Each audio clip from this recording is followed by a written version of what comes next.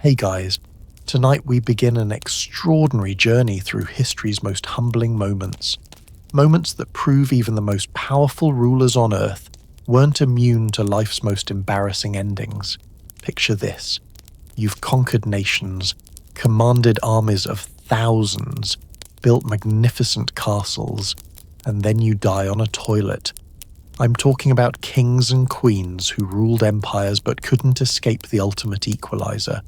A truly mortifying death. Tonight we're diving into 30 of the most cringeworthy royal deaths in history, starting with something that happened to all of us multiple times a day. But for these monarchs, it became their final act. Now, before we settle in for this incredible journey together, I'd love it if you could hit that subscribe button and give this video a like, but only if you're genuinely enjoying what we're exploring tonight. I'm curious too, where are you watching this from? Are you cozy in bed, maybe with the lights dimmed low? Drop a comment and let me know. I always love hearing from fellow history lovers. And here's a tip. Turn on that ceiling fan or find some gentle background noise. Trust me, it makes these stories feel even more immersive. Alright, let's dim those lights and dive into tonight's first tale. You know, there's something almost poetic about the fact that the most private moments in our lives can become the most public parts of our legacy. And nowhere is this more true than in the case of King Edmund Thecht, known to history as Edmund Ironside. Now, Edmund wasn't just any king. He was a warrior, a survivor, a man who'd spent months fighting the Danish invasions of England in 1016. This guy had stared down Viking longships, survived brutal battles, and earned his nickname Ironside through sheer toughness and determination. But here's where the story takes a turn that would make any of us squirm. It was November 30th, 1016. Edmund had just signed a peace treaty with Canute the Great, dividing England between them. After months of warfare, he finally had a moment to breathe, to attend to the basic needs that even kings can't ignore. So he did what anyone would do. He went to use the royal privy, and that's when history took one of its most shocking turns. Now, medieval toilets weren't exactly what we'd call private. The royal privy was essentially a wooden seat positioned over a deep pit, often connected to the moat or a river below.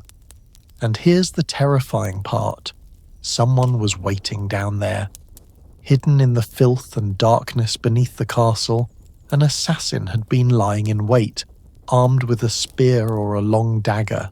Imagine Edmund's final moments. He's sitting there, probably thinking about the kingdom he'd just secured, maybe planning his next moves as ruler, when suddenly, excruciating pain. The weapon thrust upward, causing injuries so severe that Edmund died almost immediately. The man who'd survived countless battles, who'd earned the respect of Vikings, who was literally called Ironside, defeated not by sword or axe, but while answering nature's call. But here's what makes this even more fascinating and disturbing. This wasn't a random attack. Historical accounts suggest this was carefully planned, possibly by supporters of Canute who wanted to eliminate the competition for the English throne. Think about the dedication, the absolute commitment to this plan. Someone had to scout the castle, figure out the layout of the sewage system, and then, well, let's just say they had to endure conditions that would make a modern sewage worker quit on the spot. And Edmund wasn't alone in this ignominious fate. Wenceslaus III of Bohemia met a similar end, though his story has a slightly different twist that somehow makes it even more tragic. Wenceslaus was young, just 18 years old when he became king, and he was trying to restore stability to a kingdom torn apart by civil war. He was known for his intelligence, his attempts at diplomatic solutions, and his genuine care for his people. On August 4th, 1306, Wenceslaus was staying at Olomouc Castle. Like many young men, he probably thought he was invincible. He'd survived political intrigue, family betrayals, and the constant threat of assassination that came with medieval royalty. But that night, he made a fatal mistake. He went to the privy alone, without his guards. The details of what happened next vary depending on which historical account you read, but they all agree on one thing. Wenceslaus was murdered while using the toilet. Some say it was a single assassin who'd been hiding in the castle. Others suggest it was a coordinated attack by nobles who wanted him dead. But the result was the same. A young king with so much potential, dead in the most undignified way possible. What strikes me most about these stories isn't just the shock value, though that's certainly there. It's the reminder that power, no matter how absolute it seems, can't protect you from the most basic human vulnerabilities. These men commanded armies, lived in fortified castles, had food tasters and bodyguards, but they couldn't escape the fact that even kings need to use the bathroom. And there's something almost democratic about that, isn't there? In those final moments, Edmund Ironside and Wenceslaus III weren't mighty rulers. They were just human beings in an incredibly vulnerable position. But here's where it gets even more interesting. These deaths weren't just personal tragedies, they changed the course of history. Edmund's death meant that Canute became sole ruler of England, fundamentally altering the trajectory of British history. Wenceslaus's assassination ended the Přemyslid dynasty in Bohemia, leading to decades of instability and foreign rule. Think about that for a moment. The fate of entire nations, the lives of millions of people, shifted because of what happened in a medieval bathroom. It's a reminder that history often hinges on the most unexpected moments, the times when powerful people are at their most human, their most vulnerable. The irony wasn't lost on people even then. Medieval chroniclers, who usually wrote about kings in the most glorious terms possible, struggled with how to record these deaths.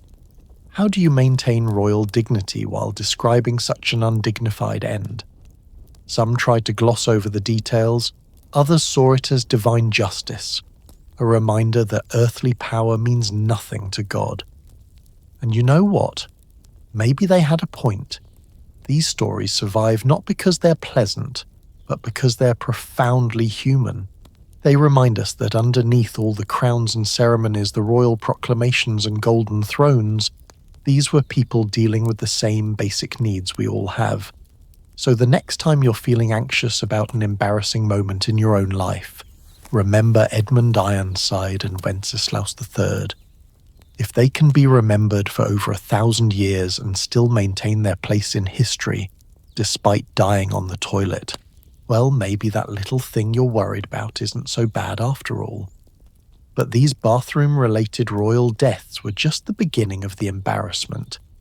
Because if you think dying on the toilet is awkward, wait until you hear about the kings and queens who met their end during what should have been the happiest moments of their lives, their own celebrations and parties. These stories will make you think twice about your next birthday bash. Speaking of celebrations turning deadly, there's something deeply unsettling about the idea that your happiest moments could become your last.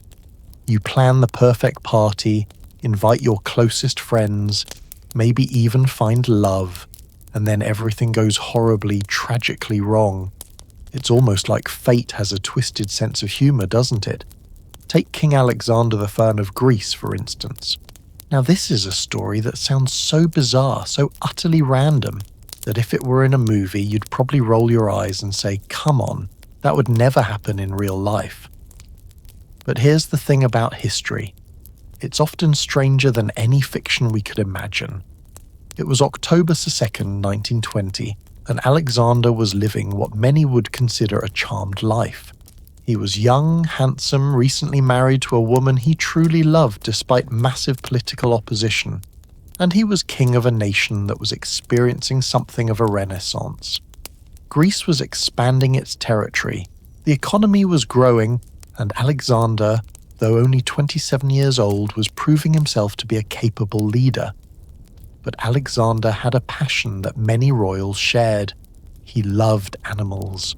The royal gardens at Tatoi Palace were like a private zoo, filled with exotic creatures from around the world.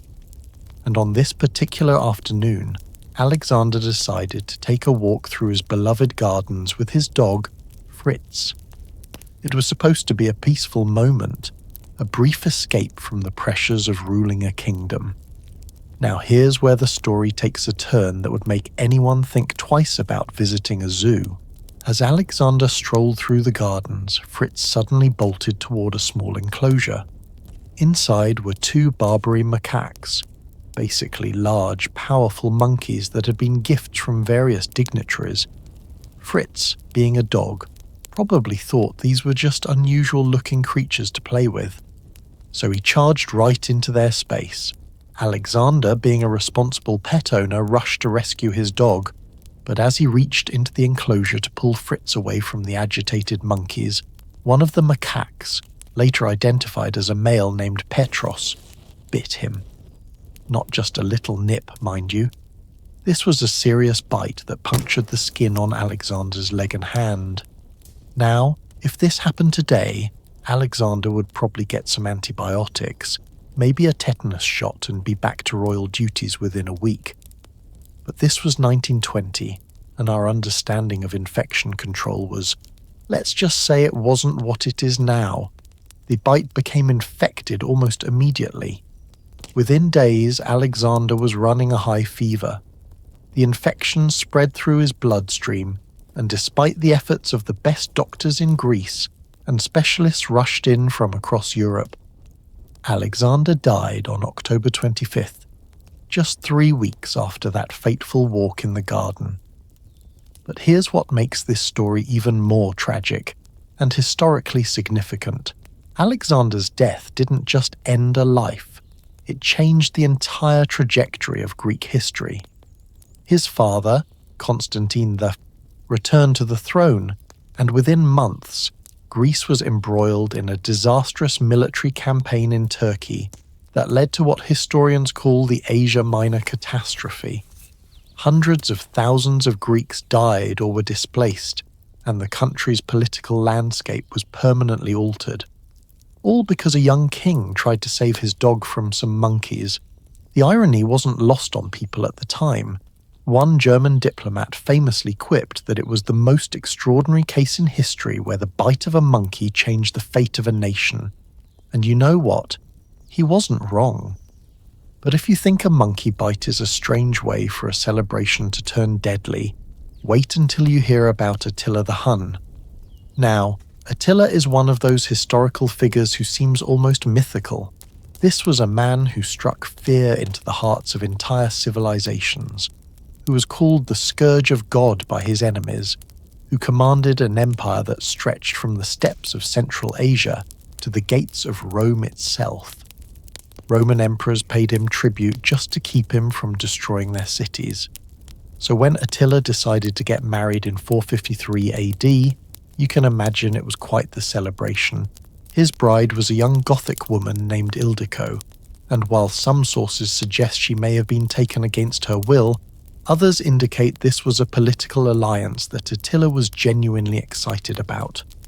Either way, the wedding feast was apparently legendary, even by Hun standards. Picture this. Hundreds of warriors gathered in Attila's great hall, drinking vast quantities of wine and mead, feasting on roasted meats, celebrating their leader's new marriage. Attila himself was described as being in unusually high spirits, laughing, drinking, and boasting about his conquests. For a man who was usually stern and calculating, this was a rare moment of pure joy. The party went late into the night. Eventually, Attila and his new bride retired to their wedding chamber, and, well, that's where things get really strange. The next morning, when Attila failed to appear at his usual time, his servants became concerned. Hun kings didn't sleep in. They were typically up before dawn, ready to lead, to conquer, to terrify their enemies. When they finally broke down the door to the wedding chamber, they found a scene that no one expected. Attila the Hun, the man who had brought the Roman Empire to its knees, was dead. And Ildiko? She was sitting beside the bed, unharmed but clearly traumatized. The cause of death? A severe nosebleed. Now I know what you're thinking. How does someone die from a nosebleed? But here's what likely happened. Attila had probably been drinking heavily during the celebration, and combined with the excitement and physical exertion of the wedding night, his blood pressure spiked dramatically. When the nosebleed started, he was likely lying flat on his back, causing him to essentially drown in his own blood. Medical experts today believe Attila probably suffered from what's called esophageal varices, enlarged veins in the throat that can rupture suddenly, especially under stress or after heavy drinking. It's a condition that often affects people who drink excessively over long periods, and given what we know about Hun drinking culture, well, it makes sense. But here's where the story gets even more fascinating and suspicious. Some historians suggest that Ildiko might not have been as innocent as she appeared. Think about it. A young woman, possibly forced into marriage with a brutal warlord, suddenly finds herself alone with him on their wedding night. Was it really just a medical emergency, or was there something more deliberate at play? We'll never know for sure, but what we do know is that Attila's death threw the Hun Empire into immediate chaos. Without their legendary leader, the various tribes that made up the Confederation began fighting each other for control. Within a generation, the mighty Hun Empire had completely collapsed, never to rise again. It's almost poetic justice, isn't it? The man who had spent his life bringing chaos and destruction to others met his end in what should have been his most peaceful, intimate moment. And here's what really gets me about both of these stories. They remind us that life has this incredible ability to humble us right when we think we're at our highest point. Alexander thought he was just saving his dog. Attila thought he was beginning a new chapter of his life. Neither could have imagined that these moments of joy and normalcy would be their last. It makes you wonder about the celebrations in your own life, doesn't it? That birthday party where everything went perfectly, that wedding where nothing could go wrong, that promotion celebration that felt like the start of something amazing. We never really know which moments will be our most significant, which seemingly ordinary decisions will change everything. But as humbling as these party-related deaths were, they pale in comparison to what we're about to explore next. Because sometimes it wasn't the celebration that killed these monarchs. It was something even more intimate, something they wore every single day. Royal fashion, it turns out, could be just as deadly as any assassin. You know, when we think about fashion today, the worst thing that might happen is an embarrassing outfit choice that ends up on social media. But for royalty throughout history, fashion wasn't just about looking good. It was literally a matter of life and death. And I'm not talking about the social death of wearing the wrong colour to court. I'm talking about clothes that could actually kill you. Let me paint you a picture of just how deadly royal fashion could be. It was February 1477, and Charles the Bold, Duke of Burgundy, was preparing for what would become the Battle of Nancy. Now, Charles wasn't technically a king, but he ruled one of the wealthiest and most powerful duchies in Europe, a man whose fashion choices influenced courts from London to Constantinople. He was known for his incredible extravagance, wearing clothes that cost more than most people would see in a lifetime. On this particular day, Charles was dressed in the height of medieval luxury. His armor was adorned with precious metals, his cloak was lined with ermine, and he wore multiple layers of the finest silks and velvets underneath. But here's the thing about medieval fashion. It wasn't exactly practical, especially not for battle. During the fighting, Charles became separated from his main force.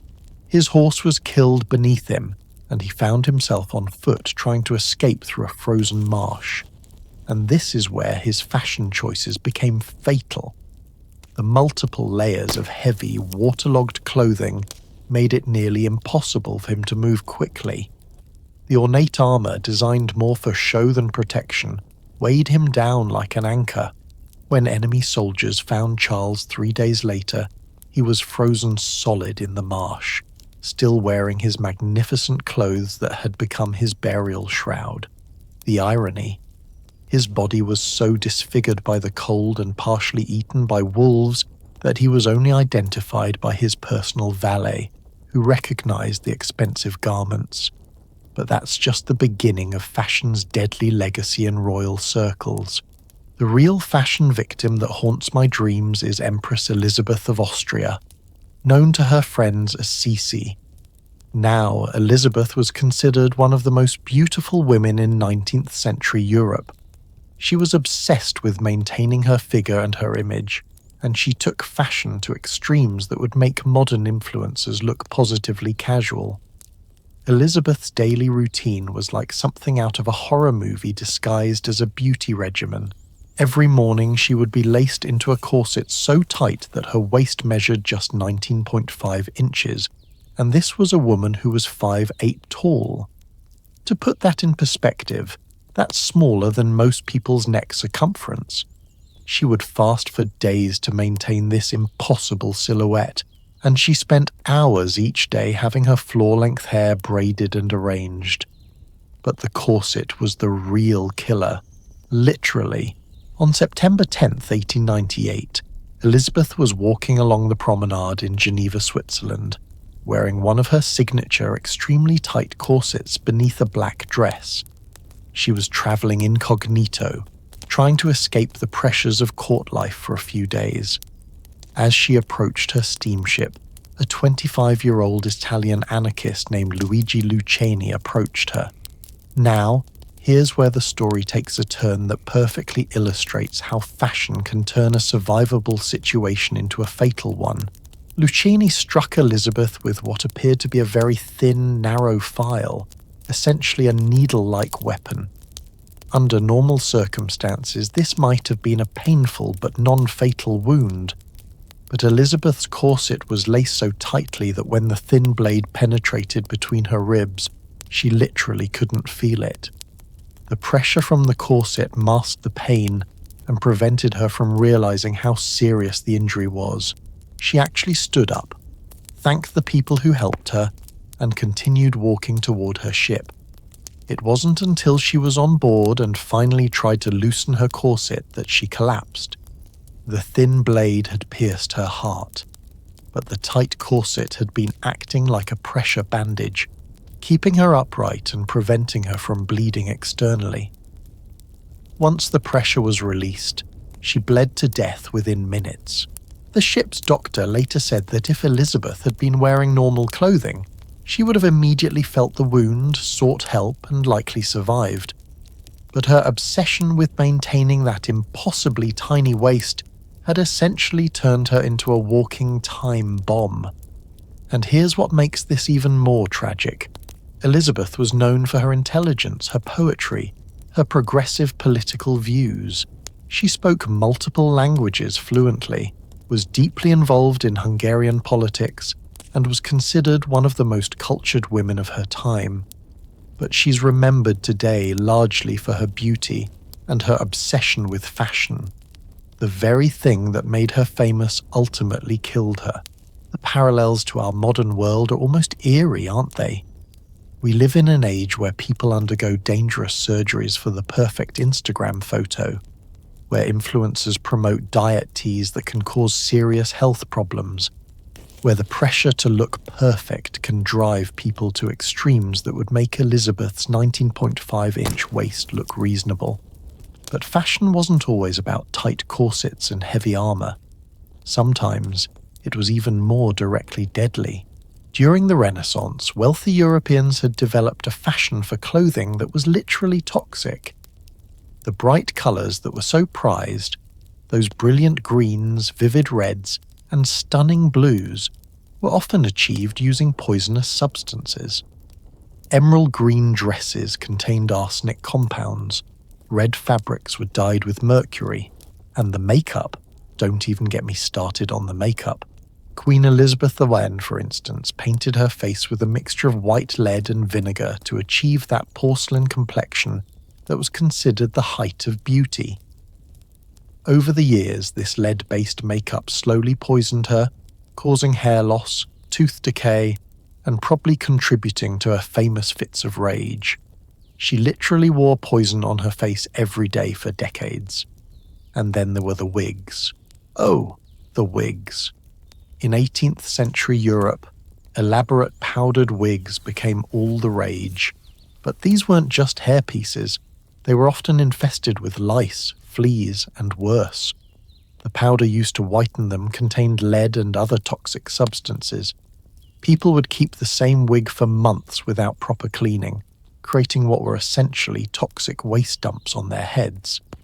Marie Antoinette's famous hairstyles, some of which stood over 3 feet tall, were so elaborate that she couldn't fit through doorways or sleep lying down. But more dangerously, they were held together with a mixture of animal fat, flour, and various chemical compounds that would literally rot on her head, attracting vermin and causing serious skin infections. The fashion for beauty patches, those little black dots that aristocrats would stick on their faces, wasn't just decorative either. They were often used to cover up syphilis sores, meaning that fashionable people were literally advertising their diseases while trying to look beautiful.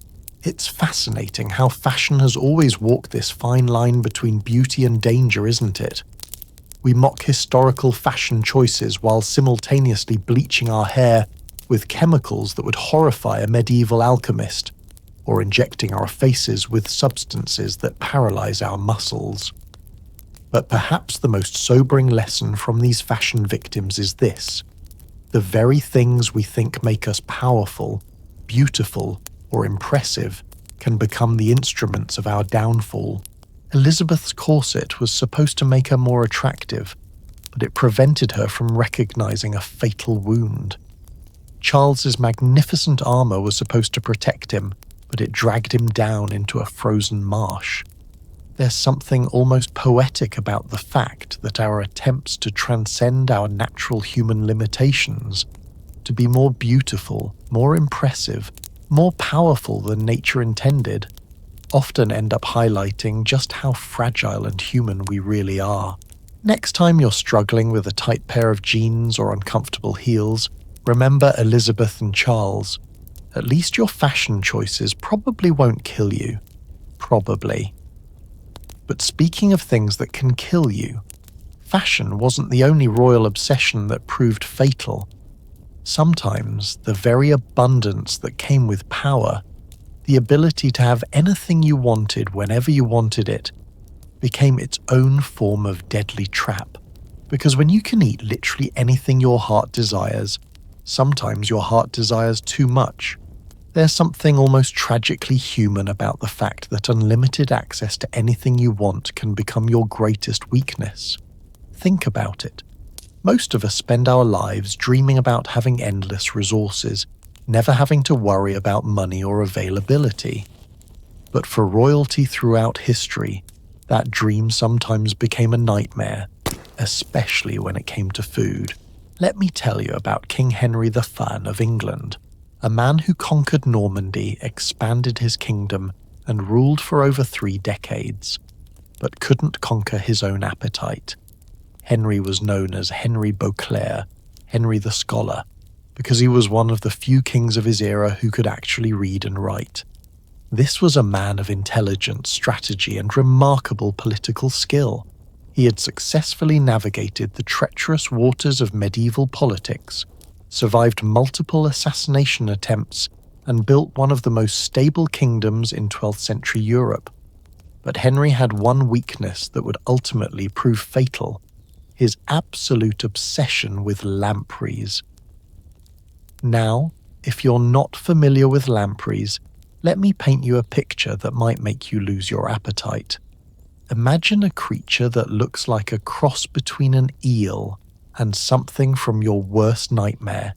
They're basically jawless fish with circular suction cup mouths filled with rows of razor-sharp teeth.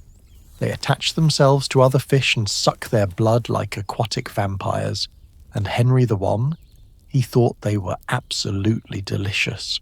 Medieval lampreys were considered the ultimate delicacy, prepared in rich, spiced sauces and served only at the most exclusive tables.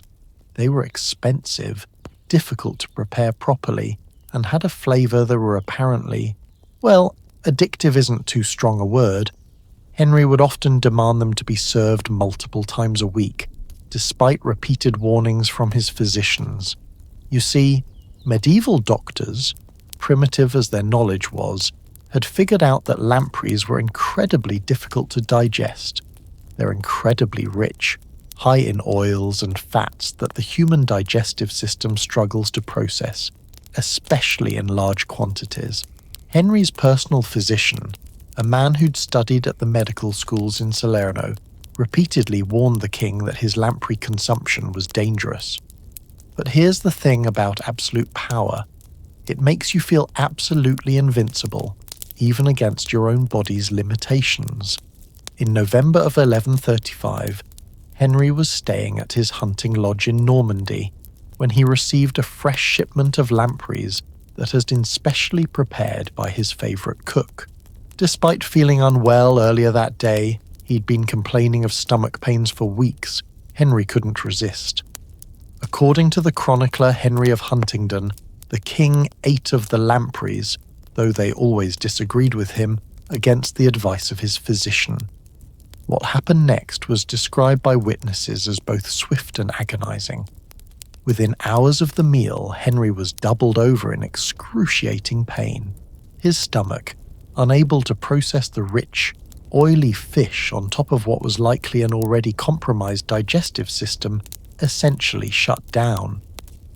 Medieval accounts describe symptoms that modern doctors would recognize as severe food poisoning, combined with what was probably a perforated bowel.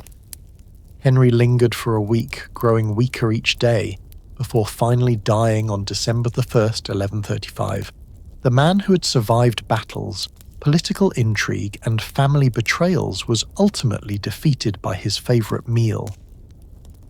But here's what makes this story even more tragic. Henry's death plunged England into nearly 20 years of civil war known as the Anarchy. His only legitimate male heir had died in a shipwreck years earlier, leaving his daughter Matilda to fight his nephew Stephen for the crown. Thousands died in the resulting conflict, all because a king couldn't resist one more plate of lampreys, and Henry wasn't alone in letting his appetite get the better of him. Meet King Adolf Frederick of Sweden, a man whose death makes Henry's lamprey incident look almost reasonable by comparison. Adolf Frederick was known as the king who ate himself to death, and trust me, that's not hyperbole. It was February 12th, 1771, and Adolf Frederick was attending a particularly lavish dinner party. Now, Swedish royal feasts in the 18th century were legendary affairs. Tables groaning under the weight of dozens of courses, exotic foods imported from across Europe, and wines that cost more per bottle than most people earned in a year. But Adolf Frederick wasn't just enjoying the feast. He was trying to consume everything on offer. Contemporary accounts describe him eating his way through multiple courses with an almost compulsive determination. We're talking about a meal that included multiple meat dishes, several fish courses, elaborate pastries, and desserts that were works of art in themselves. The final course was what did him in: hetvägg, a traditional Swedish dessert made with hot milk, cinnamon, and massive amounts of cream and sugar. Adolf Frederick didn't just have a serving, he had multiple servings, along with what chroniclers describe as an abundance of champagne. Within hours, the king was in agony. His stomach, overwhelmed by the sheer volume of rich food and alcohol, began to shut down. But unlike Henry the Rare, who at least had the excuse of eating something genuinely difficult to digest, Adolf Frederick had essentially eaten himself into a food coma from which he never recovered. He died that same night. And here's the kicker: Sweden barely noticed. Adolf Frederick had been such an ineffective ruler, so focused on his pleasures rather than governing, that his death was almost a relief to his political advisors. His son Gustav III actually turned out to be a much more effective monarch. The Swedish people, with their characteristic dry humour, began referring to Adolf Frederick as the king who ate himself to death, and the phrase stuck. Even today in Sweden, when someone overindulges at a meal, people might joke that they're pulling an Adolf Frederick. But what fascinates me about these stories isn't just the absurdity of dying from overeating. It's what they reveal about the psychology of unlimited power. Both Henry and Adolf Frederick had access to literally anything they wanted. There was no force on earth that could tell them no when they wanted something. And maybe that's exactly the problem. Think about it from a modern perspective. We live in an age where food abundance is a real issue for many people. We have access to more variety, more flavors, more indulgence than any generation in human history. And what do we see? Rising obesity rates, eating disorders, food addictions that can be just as deadly as Henry's lampreys or Adolf Frederick's dessert obsession. There's actually a psychological term for this: hedonic adaptation. It means that the more we have access to something pleasurable, the more we need to achieve the same level of satisfaction. Henry probably started with just enjoying an occasional lamprey dish, but over time, he needed more and more to get that same pleasure. Adolf Frederick likely began with normal-sized meals, but gradually needed increasingly elaborate feasts to feel satisfied. It's the same reason why lottery winners often end up broke, why celebrities struggle with addiction, why people who seem to have everything often feel empty inside. Unlimited access to pleasure doesn't make us happier, it just moves the goalpost further and further away. But here's what really gets me about these royal gluttons. They had access to the best medical advice of their time, advisors who warned them about the dangers, and they ignored all of it. Henry's physician literally told him that lampreys would kill him. Adolf Frederick's courtiers had seen him overindulge countless times before, but the immediate pleasure was more powerful than the long-term consequences. Sound familiar? How many of us ignore health warnings, dietary advice, or our own body's signals because we want what we want right now? The difference is that when we overindulge, we might get a stomachache or gain a few pounds. When kings overindulged, entire kingdoms could fall into chaos. There's something almost poetic about the fact that these men, who commanded armies and controlled vast resources, were ultimately defeated by their inability to control themselves. All the power in the world couldn't save them from their own appetites. It makes you wonder what we might be eating, drinking, or consuming right now that future generations will look back on with the same mixture of horror and fascination that we feel when we hear about Henry's lampreys or Adolf Frederick's fatal feast. But if you think dying from overeating is embarrassing, wait until you hear about the kings and queens who met their end while pursuing activities that were supposed to be fun, healthy, and noble. Because sometimes the very sports and games that were meant to display royal prowess became the stage for their most humiliating defeats. Now you'd think that after hearing about kings dying from their own appetites, royal sports would seem like a healthy alternative, right? Fresh air, physical exercise, displays of skill and courage. What could go wrong? Well, as it turns out, quite a lot. Because when you combine royal ego, medieval safety standards, and activities involving sharp objects moving at high speeds, let's just say the results weren't always pretty. Picture this scene. It's June 30th, 1559, and all of Paris is buzzing with excitement. The streets are lined with spectators, banners are flying, and the most elaborate tournament in decades is about to begin. This isn't just any sporting event. This is a celebration of not one, but two royal weddings, and King Henry II of France is determined to make it a spectacle that will be remembered for generations. Henry II was, by all accounts, everything you'd want in a Renaissance king. He was tall, athletic, considered handsome by the standards of his time, and absolutely obsessed with proving his physical prowess. At 40 years old, he was still competing in tournaments against men half his age, and he usually won. This was a man who could handle a lance like a modern athlete handles a tennis racket, who'd been training in the art of mounted combat since he was a child. The tournament was being held to celebrate his daughter Elizabeth's marriage to King Philip II of Spain, and his sister Margaret's marriage to the Duke of Savoy. The whole thing was designed to showcase French power, wealth, and military might to the assembled European nobility. But here's where the story takes a turn that nobody, and I mean nobody, saw coming. The final joust of the day was supposed to be a friendly exhibition match. Henry had already defeated several opponents and was feeling invincible. His final challenger was Gabriel Montgomery, the captain of his own Scottish Guard, essentially his bodyguard. Montgomery was 35 years old, an experienced jouster, but also someone who knew better than to seriously hurt his king. The rules were simple.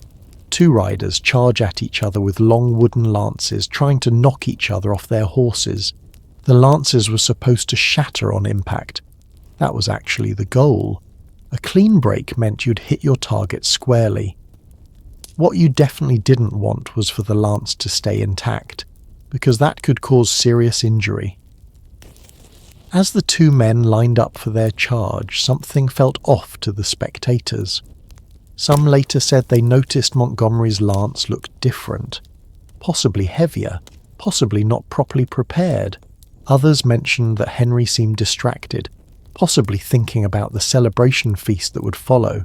They charged. The impact was thunderous. You could hear it across the entire field. Both lances shattered exactly as they were supposed to. The crowd began to cheer. Henry remained upright in his saddle, apparently unharmed. Montgomery raised his hand in acknowledgement of a good, clean hit, and then Henry began to sway. What nobody had seen in the dust and chaos of the impact was that a large splinter from Montgomery's shattered lance had found its way through the gap in Henry's visor. This wasn't just any splinter. Contemporary accounts describe it as being about the size of a pencil, and it had penetrated several inches into the king's skull just above his right eye. Henry managed to stay on his horse long enough to ride to the edge of the field, but then he collapsed. The splinter had driven deep into his brain, and in an era before modern neurosurgery, this was essentially a death sentence. The court physicians did everything they could. They consulted with Andreas Vesalius, one of the most famous doctors in Europe, who had rushed to Paris when he heard about the accident. They even conducted what was probably one of the first recorded experimental surgeries, practicing on the heads of executed criminals to try to figure out how to safely remove the splinter. But it was hopeless. Henry lingered for 10 agonizing days, drifting in and out of consciousness, sometimes lucid enough to give orders for the kingdom, sometimes completely delirious. On July 10th, 1559, he finally died, and with him died the stability of the French crown. His death threw France into decades of religious civil war. His successor, Francis II, was only 15 years old and died within a year. The power vacuum that followed Henry's death contributed to some of the bloodiest conflicts in French history, all because of a splinter, a piece of wood no bigger than your finger.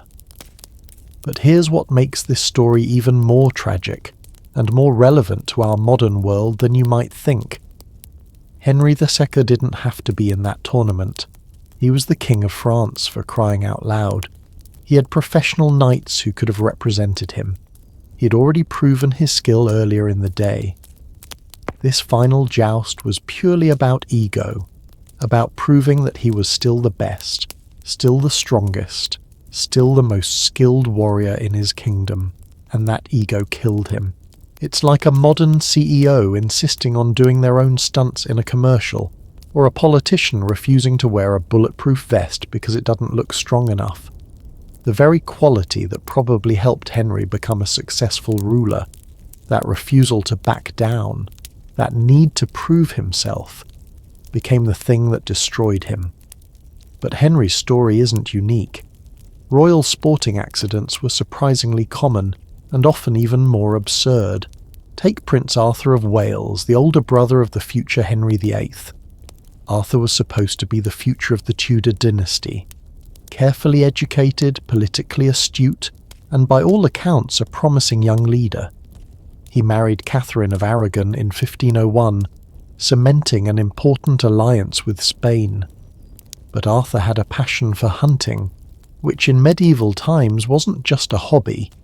It was considered essential training for warfare and a demonstration of royal masculinity. The problem was that medieval hunting was incredibly dangerous. We're talking about chasing wild boars armed with spears, pursuing deer through dense forests at high speeds, and using weapons that could easily kill a man if mishandled. On April 2nd, 1502, Arthur was leading a hunting party through the Welsh countryside near Ludlow Castle. It was supposed to be a routine expedition, the kind of thing he'd done hundreds of times before. The weather was perfect, the horses were in good condition, and Arthur was surrounded by experienced huntsmen who knew the terrain. But something went wrong. Exactly what happened is still debated by historians, but the most likely scenario is that Arthur's horse was startled by the sudden appearance of a wild boar and threw him. In medieval hunting, riders often carried long spears, and it appears that Arthur was either impaled by his own weapon or struck by another rider's spear in the confusion. Arthur was carried back to Ludlow Castle, but he died within hours. He was just 15 years old. Now you might think, well, that's just a tragic accident. But here's where it gets interesting. Arthur's death changed the entire course of English, and arguably world, history. His younger brother Henry became heir to the throne instead, and Henry VIII, well, let's just say he turned out to be a rather different kind of king than Arthur would have been. Arthur was described as scholarly, diplomatic, and devoted to his wife Catherine. If he had lived, England might never have broken from the Catholic Church, might never have executed 2 queens, might never have become the naval power that would later dominate the world. All because of a hunting accident. But here's what really gets me about these sporting deaths. They reveal something fascinating about the psychology of power. Both Henry VIII and Arthur were participating in activities that were supposed to demonstrate their fitness to rule. Jousting and hunting weren't just hobbies, they were public displays of the physical courage and skill that people expected from their leaders. In medieval thinking, a king who couldn't handle a horse or wield a weapon was a king who couldn't defend his kingdom. These weren't recreational activities, they were job requirements. But that created a terrible paradox. The very activities that were supposed to prove these men were fit to rule were also the activities most likely to kill them. It's like requiring modern presidents to perform extreme sports to prove their leadership abilities. And you know what? We still do this, don't we? We expect our leaders to appear strong, fearless, willing to take risks. We criticize politicians who seem too cautious, too careful, too protected. But then we're shocked when that same risk-taking behavior leads to disaster. Think about modern leaders who insist on flying their own planes, driving their own cars, or participating in dangerous photo ops. The same impulse that drove Henry II to joust against his bodyguard drives modern leaders to take unnecessary risks to appear strong and relatable. The difference is that today, when a leader gets hurt doing something risky, we have better medical care and more stable succession plans. When Henry VI died from his jousting accident, it nearly destroyed France. When Arthur died from his hunting accident, it changed the religious landscape of Europe forever.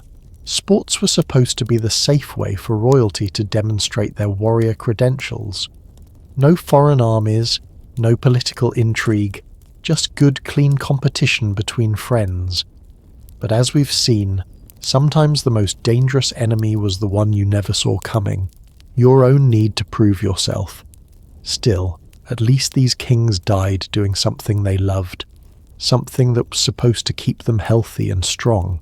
But some royal deaths were even more frustrating than that, because they happened when these monarchs were trying to get better, when they trusted the very people who were supposed to heal them. And let me tell you, medieval medicine could be far more deadly than any jousting accident. If you've ever left a doctor's appointment feeling worse than when you went in, you'll appreciate this next chapter in our royal tragedy collection, because sometimes the people who were supposed to save these monarchs' lives ended up being the very ones who killed them. And trust me, when you hear about medieval medical practices, you'll never complain about waiting in a modern doctor's office again. Let me tell you about King Charles II of England, a man who survived civil war, exile, plague, and the Great Fire of London, but couldn't survive his own physicians trying to help him.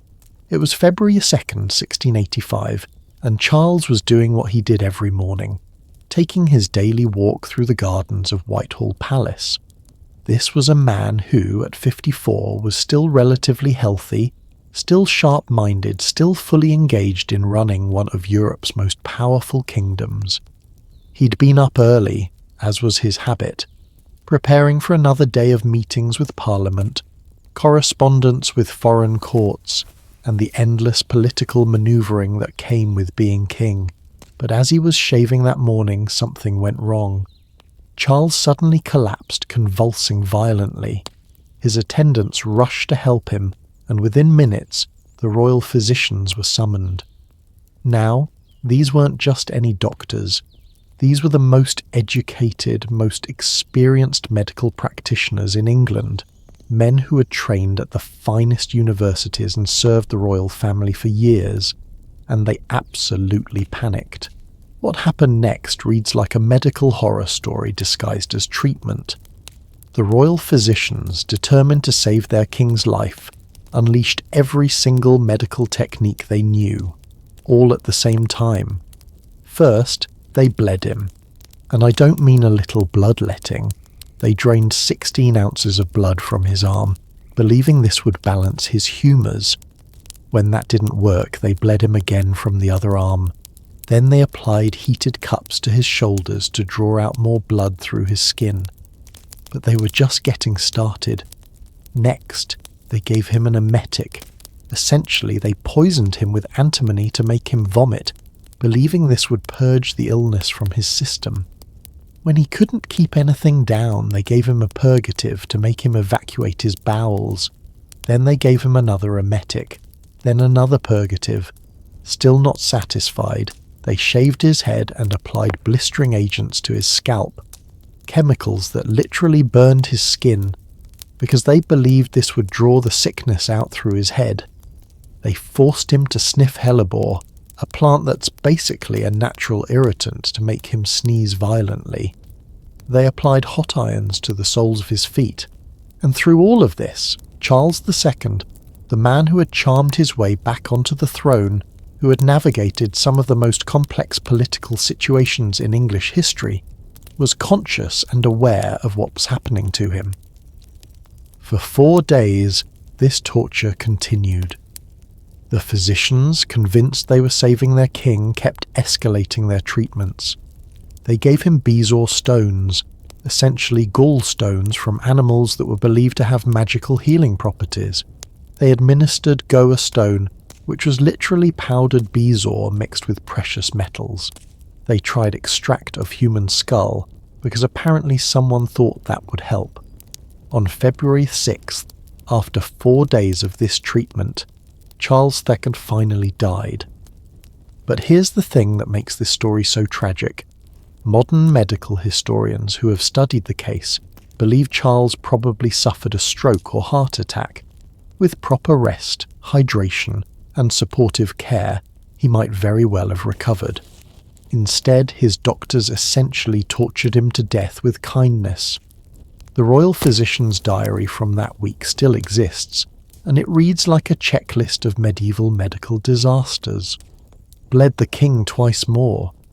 Applied Spanish flies to raise blisters.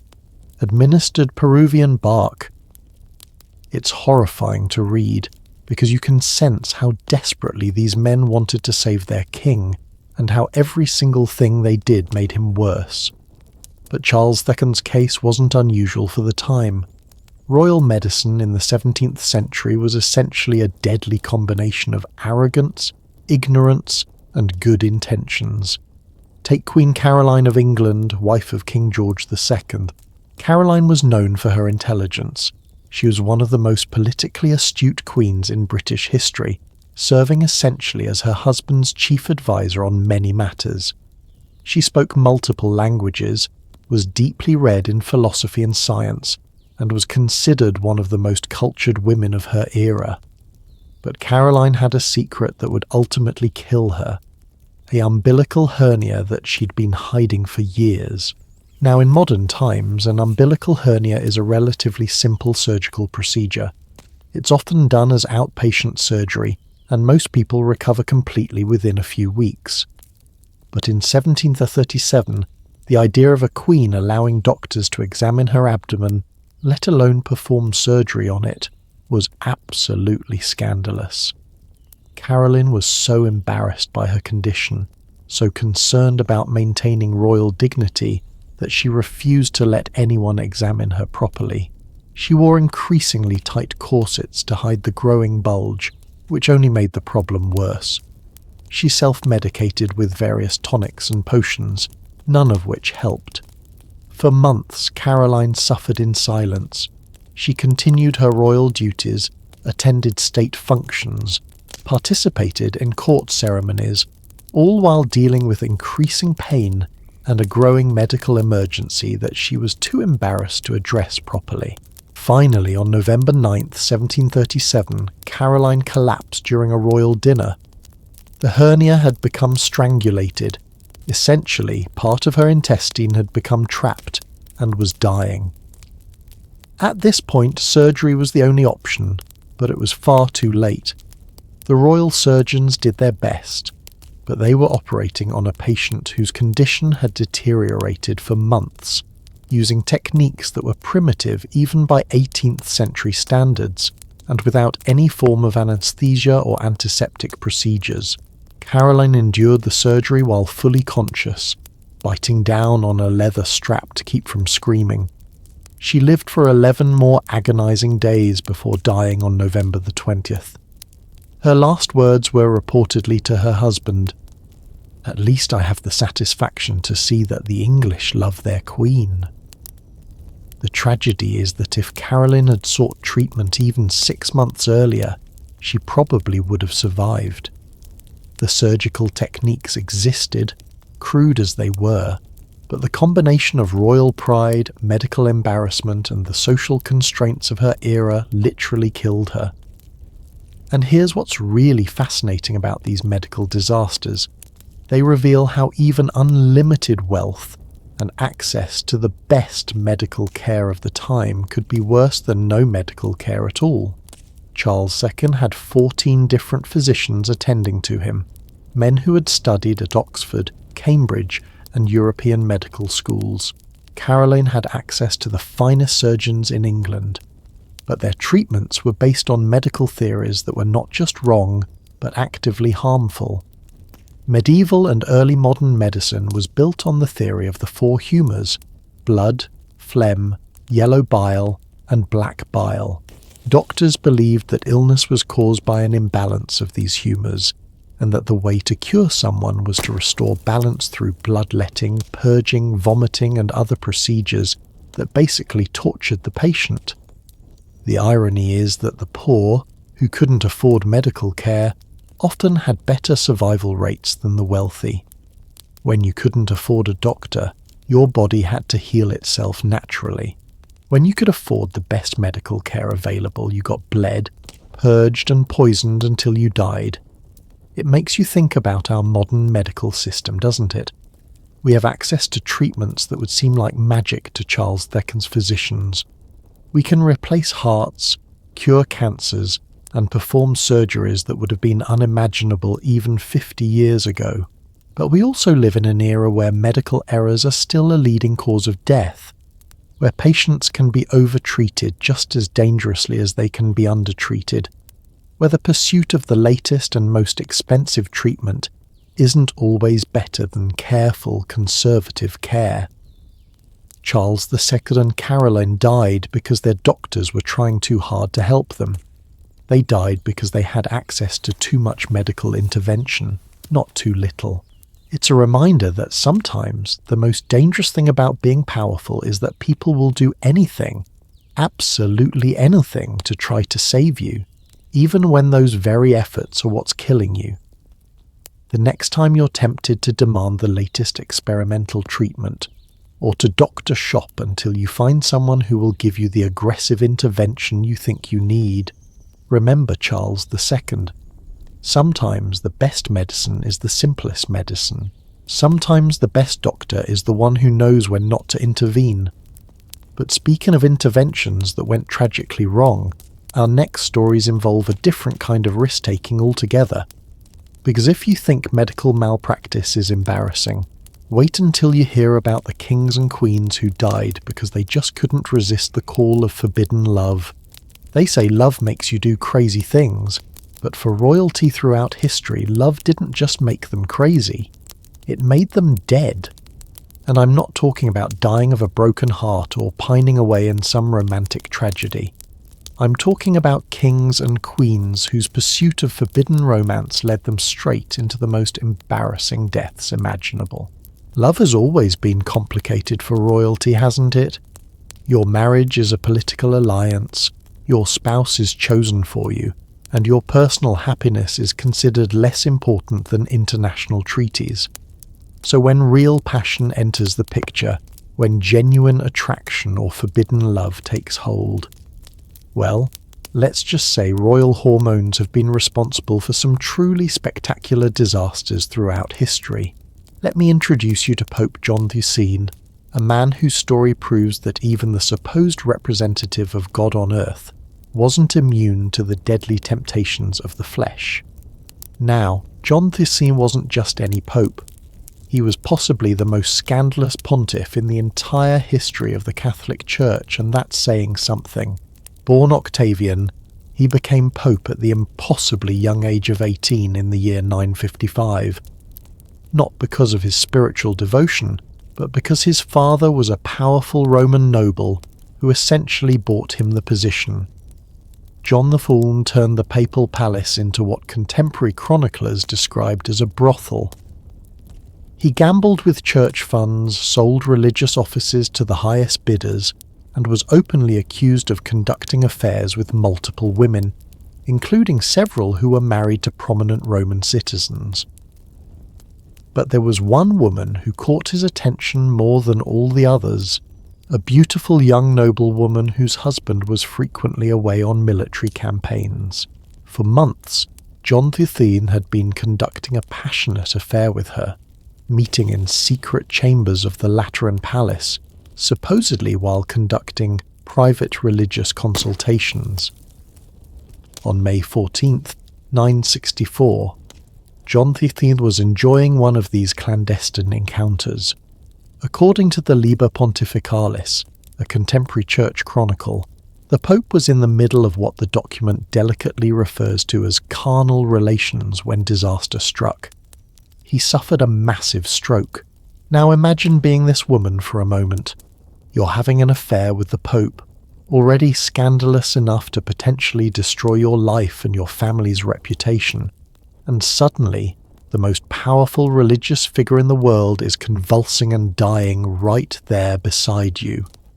The chronicler Liutprand of Cremona, who wasn't exactly sympathetic to John XIII, wrote that the woman fled the scene immediately, leaving the Pope to die alone.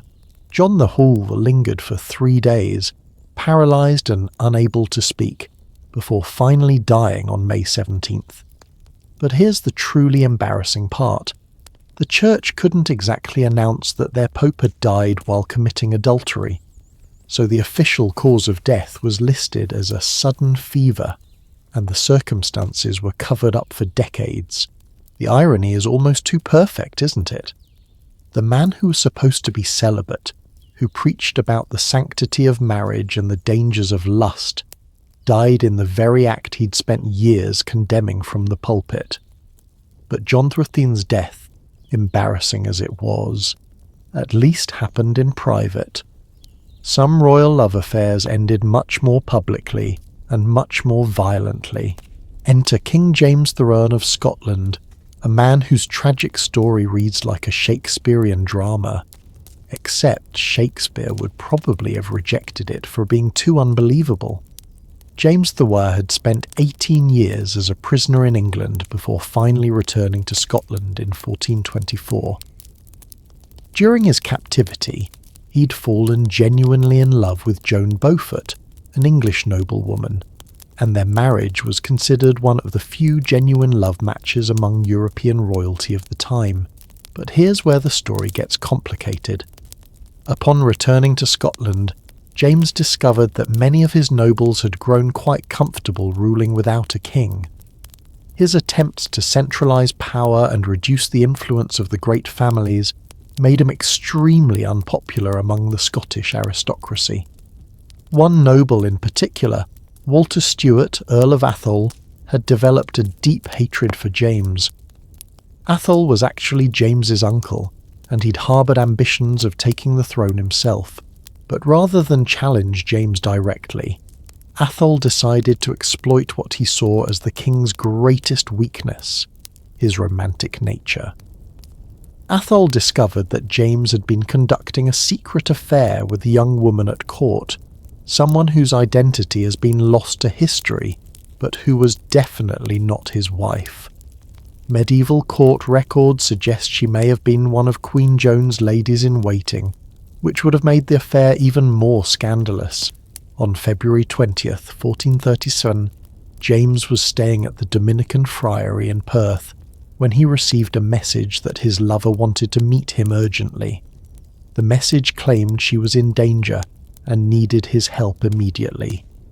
Now, any reasonable person would have been suspicious of such a convenient message, especially given the political tensions at court. But James was completely infatuated. Against all protocol, he decided to meet her secretly, without his guards, without telling anyone where he was going.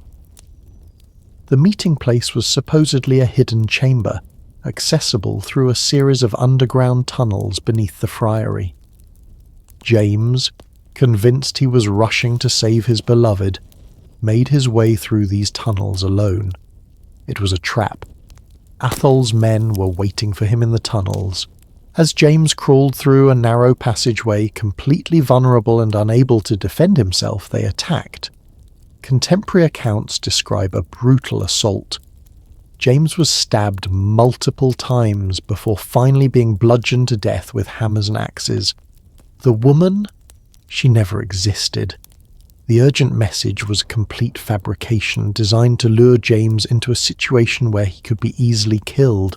But here's the most tragic part of the story. If James had told anyone where he was going, if he had brought even one guard, if he'd been just a little less trusting and a little more suspicious, he would have lived. His romantic nature, his willingness to risk everything for love, was exactly what his enemies counted on. James's death plunged Scotland into decades of instability. His son, James II, was only 6 years old, leading to a regency period marked by civil war and foreign intervention. The strong, centralised monarchy that James III had been trying to build collapsed overnight, all because a king couldn't resist what he thought was a damsel in distress. What fascinates me about these stories isn't just the obvious lesson about the dangers of forbidden love, though that's certainly there. It's the way romantic passion could make even the most powerful, most intelligent people in the world act like teenagers. Think about it. John XIII was the Pope, the supposed spiritual leader of all of Christendom, a man who had access to the finest education and most sophisticated political advice of his time.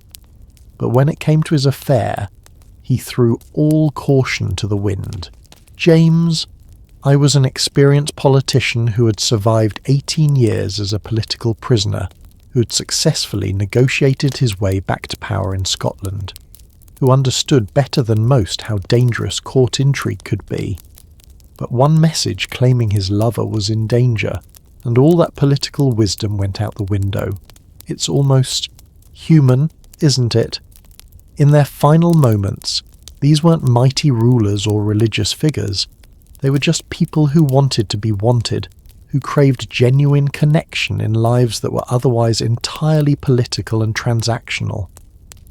The tragedy is that their very positions made authentic love almost impossible. John the Scene couldn't marry the woman he was attracted to. His vows of celibacy made that impossible. James Seurat was already married to someone chosen for political reasons, so any real romantic connection had to be conducted in secret. In both cases, the very secrecy that their forbidden love required created the vulnerability that killed them. John XIII died because he couldn't seek medical help during his affair without exposing the scandal. James VI died because he couldn't bring guards to a romantic rendezvous without revealing his infidelity. Their power protected them from armies and assassins, but it couldn't protect them from their own hearts. And you know what? We see echoes of this even today. Powerful people, politicians, celebrities, business leaders, still make catastrophically poor decisions when it comes to love and romance. The specific dangers might be different now, but the fundamental vulnerability remains the same. Whether it's a politician's career destroyed by a scandal, a CEO brought down by an inappropriate relationship, or a celebrity whose personal life becomes tabloid fodder, the pattern is remarkably consistent. Power and passion have never mixed well. The difference is that today, when powerful people make romantic mistakes, they usually just lose their careers or their reputations. When medieval kings made romantic mistakes, entire kingdoms could fall apart. But as devastating as these love-related deaths were, they pale in comparison to our next category of royal embarrassment. Because sometimes it wasn't human passion that brought down these mighty rulers. It was something far more fundamental and far more humbling. Sometimes the thing that killed kings and queens was the very planet they thought they ruled. There's something deeply humbling about the realization that all the armies in the world, all the castles and crowns and royal proclamations, mean absolutely nothing to Mother Nature. She doesn't care about your bloodline, your divine right to rule, or how many countries you've conquered. When nature decides it's your time, even the mightiest kings become just as vulnerable as anyone else, and sometimes it's the smallest, most ordinary forces of nature that bring down the greatest rulers in history. Consider this irony. Richard III of England, known to history as Richard the Lionheart, a man who led armies across Europe, conquered cities that had never fallen, and struck fear into the hearts of Saladin's most elite warriors during the Third Crusade. This was a king who had survived countless battles, siege warfare, political assassinations, and capture by his enemies. He was literally a legend in his own lifetime, the kind of warrior king that troubadours sang about across medieval Europe. But Richard the Lionheart, the man who seemed invincible in battle, was ultimately defeated by something so small you could barely see it without a magnifying glass. It was March 1199, and Richard was engaged in what should have been a routine military operation, besieging the castle of Chalus-Chabrol in France. This wasn't some epic crusade or major international conflict. It was essentially a real estate dispute. A peasant had supposedly found a treasure of Roman gold coins on the land, and Richard, as feudal lord, claimed it belonged to him. The local noble disagreed. So here we have the legendary Richard the Lionheart, the hero of the Third Crusade, the subject of countless romantic legends, laying siege to a small French castle because someone found some old coins in a field. The siege itself was going perfectly. Chalus-Chabrol was a minor fortification with maybe 20 defenders. Richard's forces vastly outnumbered the garrison, and everyone knew the castle would fall within days. This was supposed to be the medieval equivalent of a parking ticket, a minor inconvenience that would be resolved quickly and forgotten. On the evening of March 25th, Richard was inspecting the siege works when he noticed something amusing. A lone defender on the castle walls was taunting the besieging army, making jokes and rude gestures. The man was using a crossbow, but he was clearly no professional soldier. Contemporary accounts describe him as using a frying pan as a shield, apparently the only protection he could find.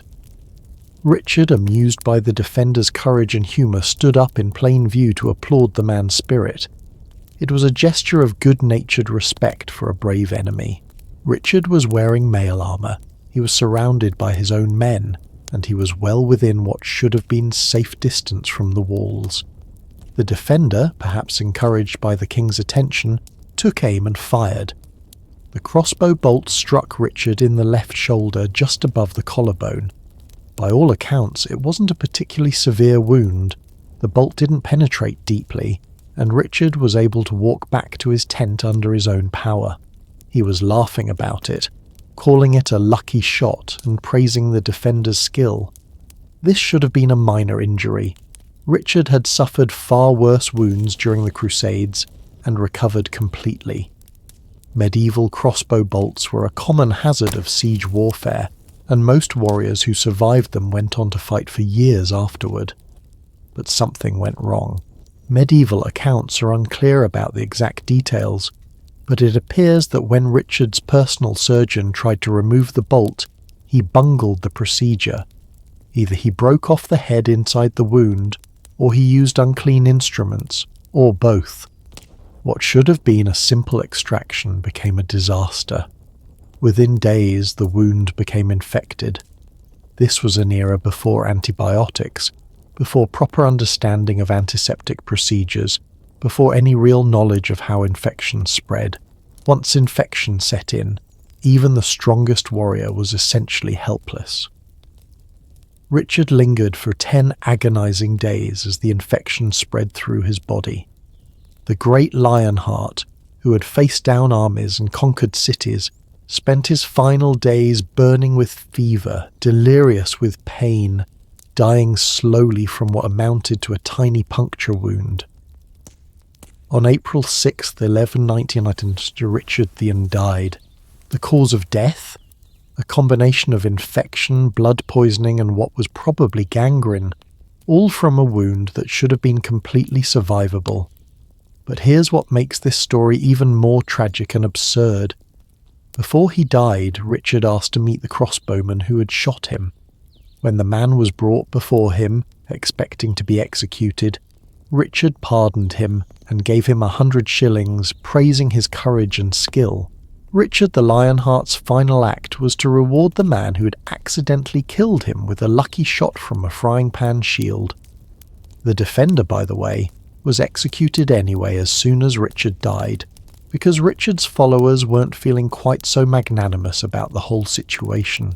But if you think a tiny infected wound is an embarrassing way for a great king to die, let me tell you about Frederick Barbarossa, Holy Roman Emperor, whose death proves that sometimes the most ordinary human activities can become deadly when you're trying to be a legendary leader. Frederick the Raw, called Barbarossa for his magnificent red beard, was arguably the most powerful ruler in 12th century Europe. He controlled vast territories across Germany and Italy, had been crowned Holy Roman Emperor by the Pope himself, and commanded respect from kings and princes across the continent. At the age of nearly 70, which was ancient by medieval standards, Frederick decided to lead the Third Crusade to the Holy Land. This wasn't just any crusade.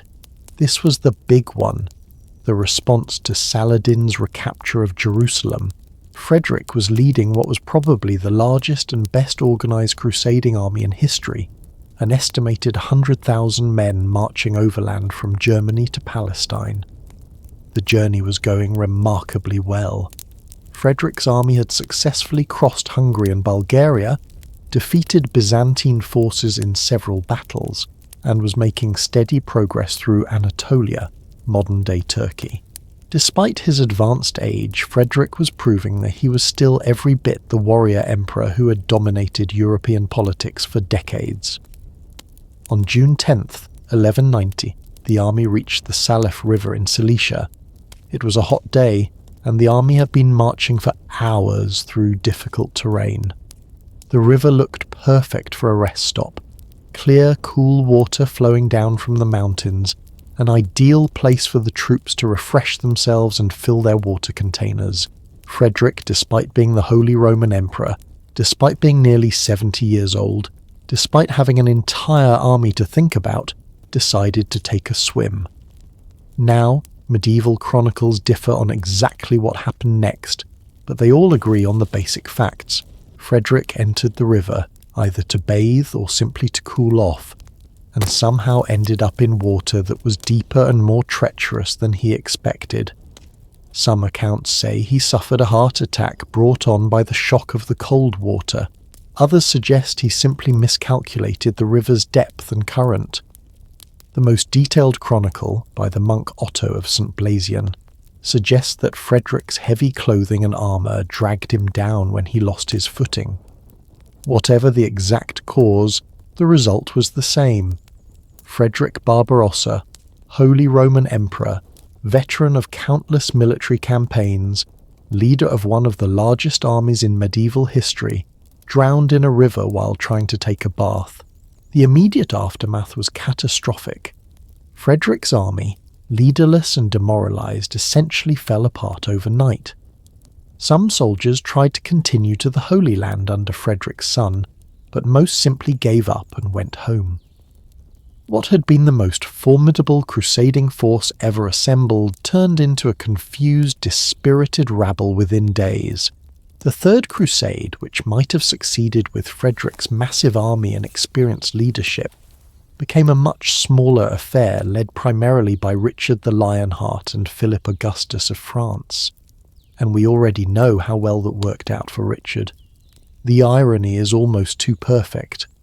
Frederick spent months planning this crusade, years preparing his army, decades building the political alliances necessary to undertake such a massive expedition. He survived battles, sieges, political intrigue, and the treacherous journey across half of Europe.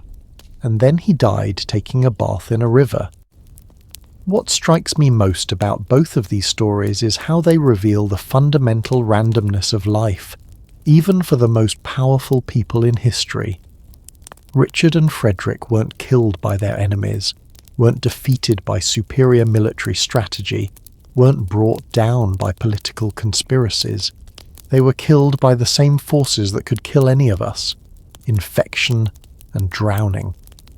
The most basic, ordinary dangers that humans have faced since the beginning of time. There's something almost democratic about death by natural causes, isn't there? Disease doesn't care about your royal bloodline. Rivers don't recognize divine right. The forces of nature treat kings and peasants exactly the same way. In our modern world, we like to think we've conquered nature. We have air conditioning and central heating, antibiotics and emergency rooms, GPS and weather forecasting. But every now and then, nature reminds us who's really in charge. A hurricane destroys a city. A pandemic shuts down the entire world. A simple slip in the shower can change everything. Richard and Frederick's deaths remind us that no amount of power, wealth, or military might can protect us from the fundamental vulnerabilities of being human. We're all just biological creatures trying to survive on a planet that's full of things that can kill us, from microscopic bacteria to rushing water. The next time you're feeling stressed about deadlines or worried about your reputation or anxious about your place in the world, remember Richard the Lionheart and Frederick Barbarossa. If the most powerful rulers in medieval Europe could be brought down by a tiny infection and a swimming accident, maybe the problems that keep us awake at night aren't quite as overwhelming as they seem. But if you think being humbled by nature is embarrassing, our next chapter explores something even more psychologically fascinating. Rulers whose very fear of death became the instrument of their destruction. Kings and queens who died from their desperate attempts to avoid dying. Isn't it fascinating how the human mind works? Sometimes the very thing we fear most becomes exactly what destroys us. And nowhere is this more tragically apparent than in the stories of rulers who became so terrified of being poisoned that their paranoia literally killed them. It's like a cosmic joke. The more desperately they tried to cheat death, the more certainly they ensured their own destruction. Let me tell you about one of history's most ironic deaths. A man who spent his entire life building the perfect defense against assassination, only to have that very defense become his executioner. Meet Mithridates of Pontus, known to history as Mithridates the Great. This was a king who ruled a powerful kingdom on the shores of the Black Sea in the 1st century BC, a man who challenged the mighty Roman Empire and actually won several wars against them. But Mithridates had one overwhelming obsession that defined his entire life. He was absolutely, completely, utterly terrified of being poisoned. Now, you might think this was just reasonable royal paranoia, but Mithridates took it to levels that would make modern conspiracy theorists look casual. His fear wasn't just about avoiding poison, it was about building immunity to it.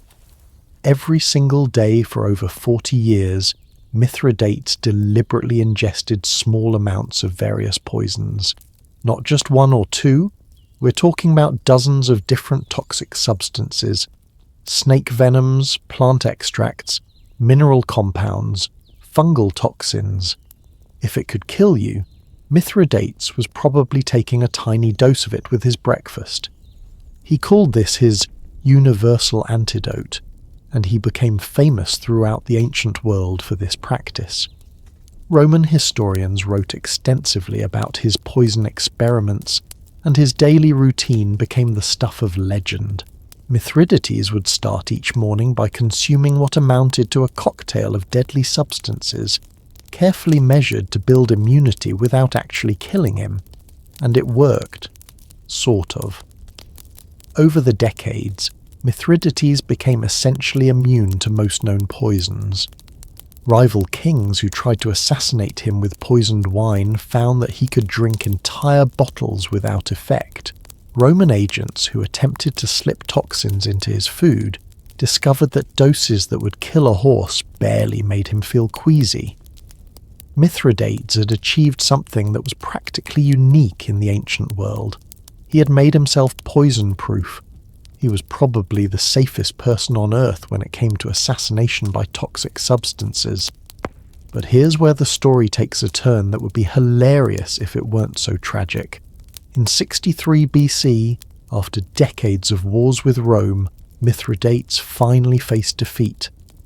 His son Pharnaces had rebelled against him, his armies had abandoned him, and Roman forces were closing in on all sides. Mithridates found himself trapped in his own citadel with no hope of escape. Rather than face capture, torture, and public humiliation in Rome, Mithridates decided to take his own life, and naturally, as a king who had spent 40 years perfecting his knowledge of poisons, he chose to kill himself with poison. He mixed what should have been a lethal dose of his most powerful toxins, said his final prayers to the gods, and drank the deadly cocktail. And nothing happened. He waited. Still nothing. He tried a different poison. still alive. He mixed an even stronger dose, something that should have killed 10 men.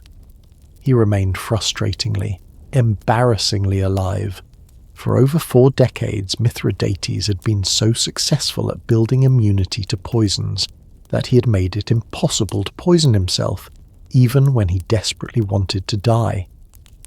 The man who had spent his entire life avoiding death by poison found himself unable to achieve death by poison when he needed it most. Finally, in desperation, Mithridates had to ask his bodyguard, a Celtic warrior named Bituitus, to run him through with a sword. The great Mithridates, who had defied Rome for decades and survived countless assassination attempts, died not from enemy action, not from battlefield wounds, not from political intrigue, but because his own defensive measures had worked too well. The irony is so perfect it almost seems scripted. Mithridates had achieved exactly what he set out to achieve: complete immunity to poison, and that achievement killed him just as surely as any assassin's blade. But Mithridates isn't the only ruler whose paranoia about poison led to a paradoxical death. Enter Cleopatra VII, the last pharaoh of Egypt, whose death remains one of history's most fascinating mysteries, precisely because of her relationship with poison and suicide. Cleopatra, like most royalty of her era, lived in constant fear of assassination. Egypt was a wealthy kingdom surrounded by enemies, and the royal court was a hotbed of political intrigue. But unlike other rulers who simply hired food tasters and bodyguards, Cleopatra took a much more hands-on approach to understanding the tools of assassination. She became an expert on poisons, not to build immunity like Mithridates, but to understand exactly how they worked. Cleopatra reportedly conducted experiments on condemned criminals, testing different toxins to see their effects, studying their symptoms, and learning which ones were fastest, which were most painful, and which were most reliable. This wasn't just academic curiosity. Cleopatra was preparing for the possibility that she might need to take her own life, and she wanted to be sure she could do it quickly and efficiently if the situation called for it. When Mark Antony's forces were defeated by Octavian at the Battle of Actium in 31 BC, Cleopatra knew her time was up. She had allied herself with the losing side in the Roman Civil War, and Octavian was not known for his mercy toward conquered enemies. But here's where Cleopatra's story becomes genuinely mysterious and deeply ironic. The traditional story is that Cleopatra killed herself by allowing an asp, a poisonous snake, to bite her. This version has all the dramatic flair you'd expect from one of history's most famous queens. It's poetic, it's symbolic. The asp was associated with divine protection in Egyptian religion, and it fits perfectly with Cleopatra's image as a dramatic, passionate ruler. But modern historians and toxicologists have serious doubts about the snake story. The most likely species of asp available in ancient Egypt doesn't actually have venom potent enough to kill quickly or reliably. More importantly, Cleopatra was an expert on poisons. She would have known this. The more likely scenario, based on careful analysis of ancient sources and modern understanding of toxicology, is that Cleopatra used a much more sophisticated poison, possibly a combination of hemlock, wolfsbane, and opium that she had perfected through her experiments. But here's the truly ironic part. Cleopatra may have died not from the poison itself, but from her fear of not dying quickly enough. Contemporary accounts suggest that when Roman soldiers arrived at her tomb, they found Cleopatra already dead, but they also found evidence that she'd consumed multiple different substances. It appears that she may have taken several different poisons in rapid succession, perhaps because she was afraid the first one wasn't working fast enough.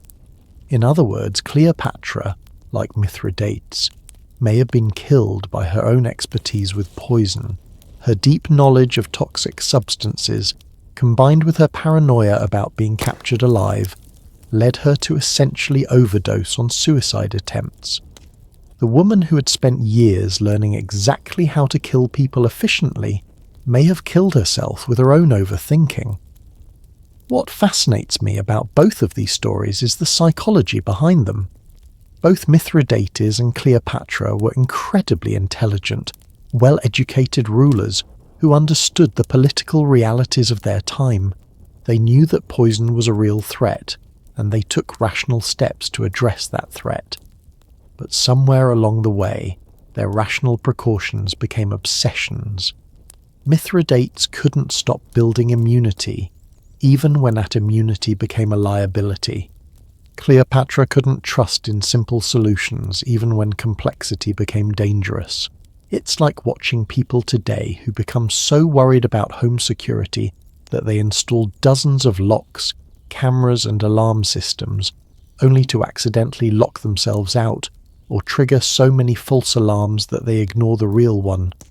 Or think about people who become so paranoid about online privacy that they use so many different security measures that they can't remember their own passwords, effectively locking themselves out of their own digital lives. The pattern is remarkably consistent. Fear of a specific threat leads to defensive measures, which become increasingly elaborate, which eventually create new vulnerabilities that are just as dangerous as the original threat. Both Mithridates and Cleopatra were trying to maintain control in situations where control was fundamentally impossible. Death comes for everyone, and no amount of preparation, no matter how sophisticated, can change that basic fact. But perhaps the real lesson here isn't about poison or paranoia.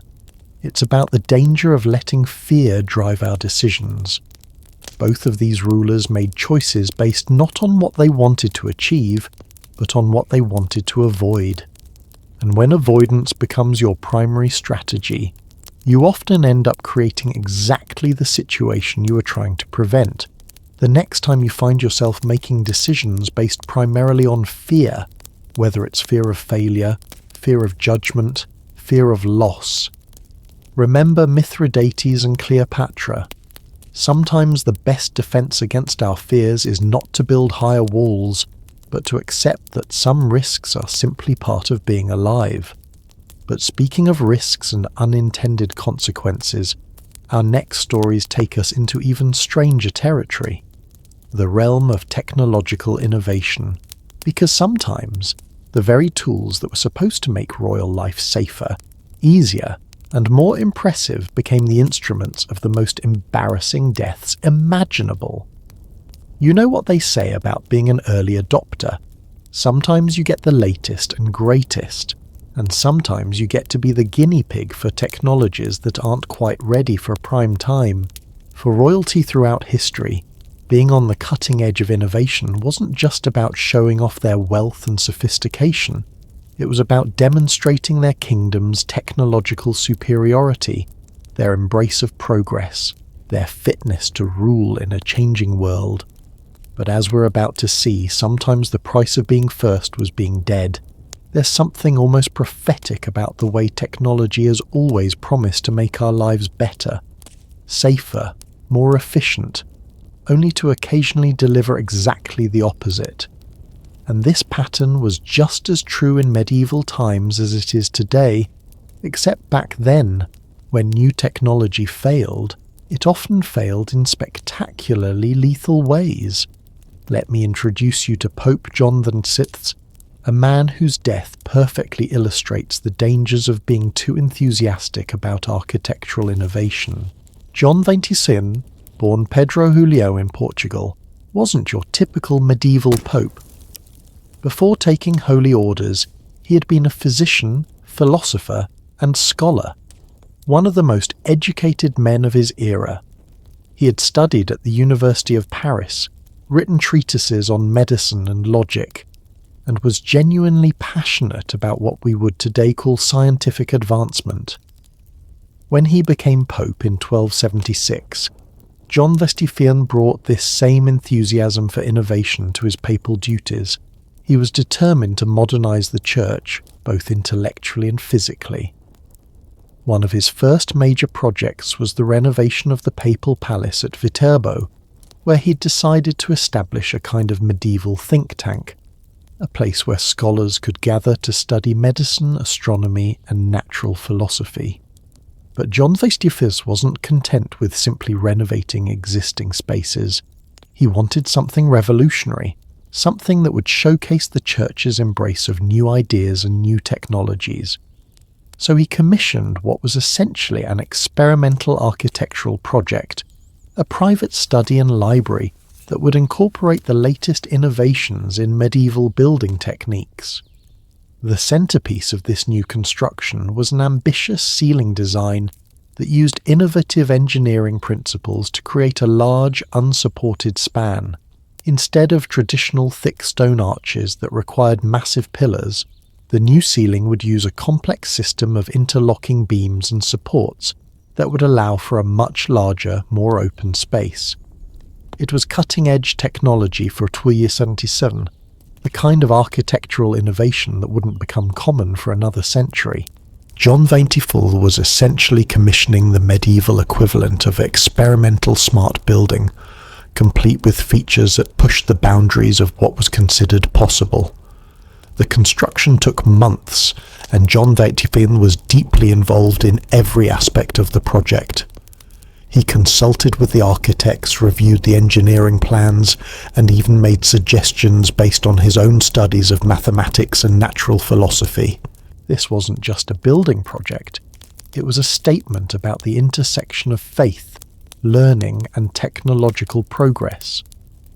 On May 20th, 1277, John Ventiful was working in his beautiful new study, surrounded by books and manuscripts, probably feeling quite pleased with his technological achievement. The ceiling soared above him, an elegant testament to human ingenuity and engineering skill, and then it collapsed. The innovative design, with its complex system of interlocking supports, had a fatal flaw that nobody had anticipated.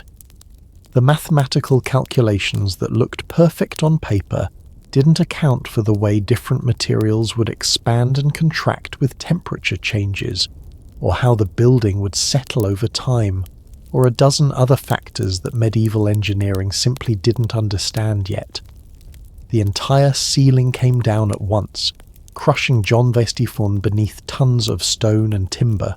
He lived for 6 more days, trapped beneath the debris of his own technological ambition, before dying on May 26, 1277. The irony is almost too perfect.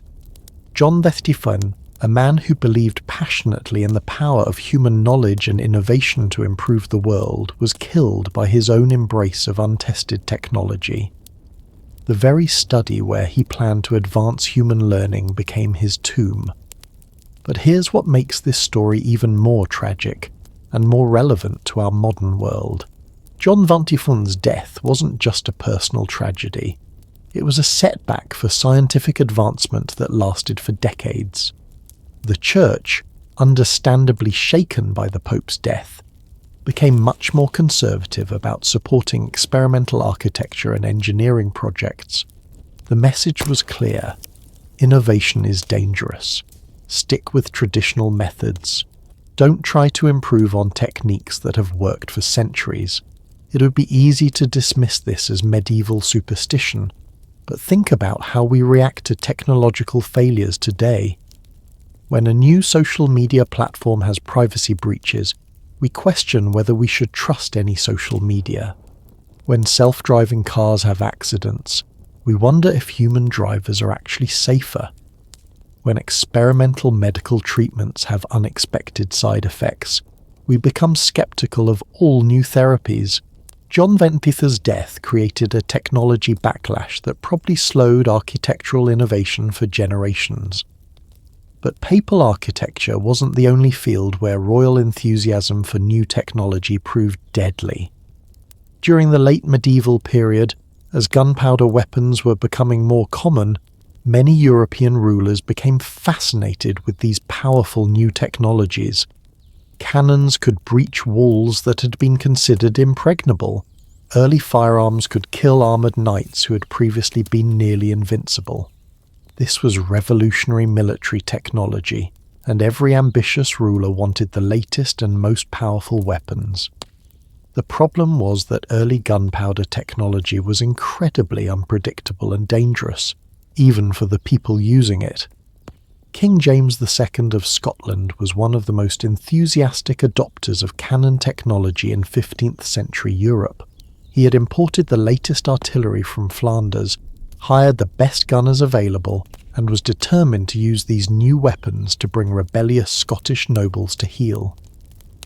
In 1460, James was besieging Roxburgh Castle, one of the last English strongholds in southern Scotland. This was supposed to be the perfect opportunity to demonstrate the power of his new cannons.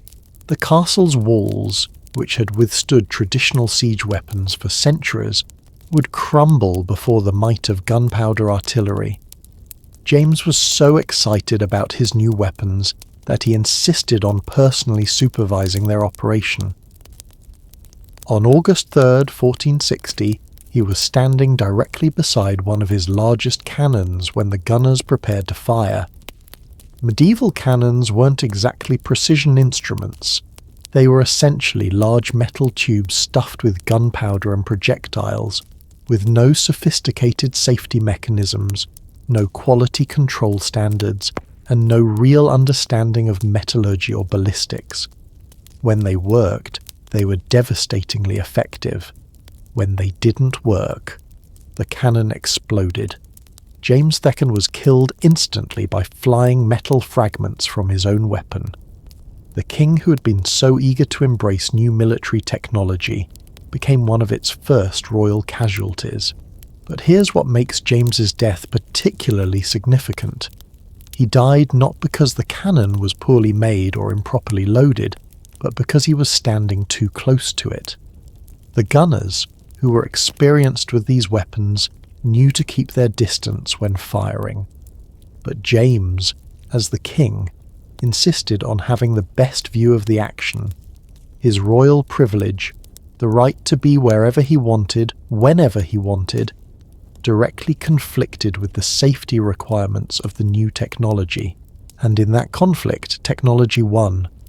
This pattern of royal deaths from new technology reveals something fascinating about the relationship between power and innovation. Throughout history, rulers have been early adopters not just because they could afford new technologies, but because adopting them was a form of political theatre.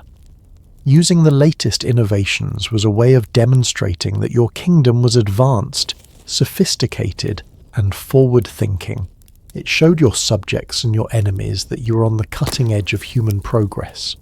But being on the cutting edge, almost by definition, means accepting higher risks. New technologies haven't been thoroughly tested. Their failure modes aren't well understood. The safety protocols haven't been developed yet. In our modern world, we see this same pattern playing out constantly. Tech billionaires become beta testers for experimental medical treatments. Politicians adopt new communication technologies before the security implications are fully understood. Military leaders rush to deploy weapon systems that haven't been thoroughly tested. The fundamental tension remains the same.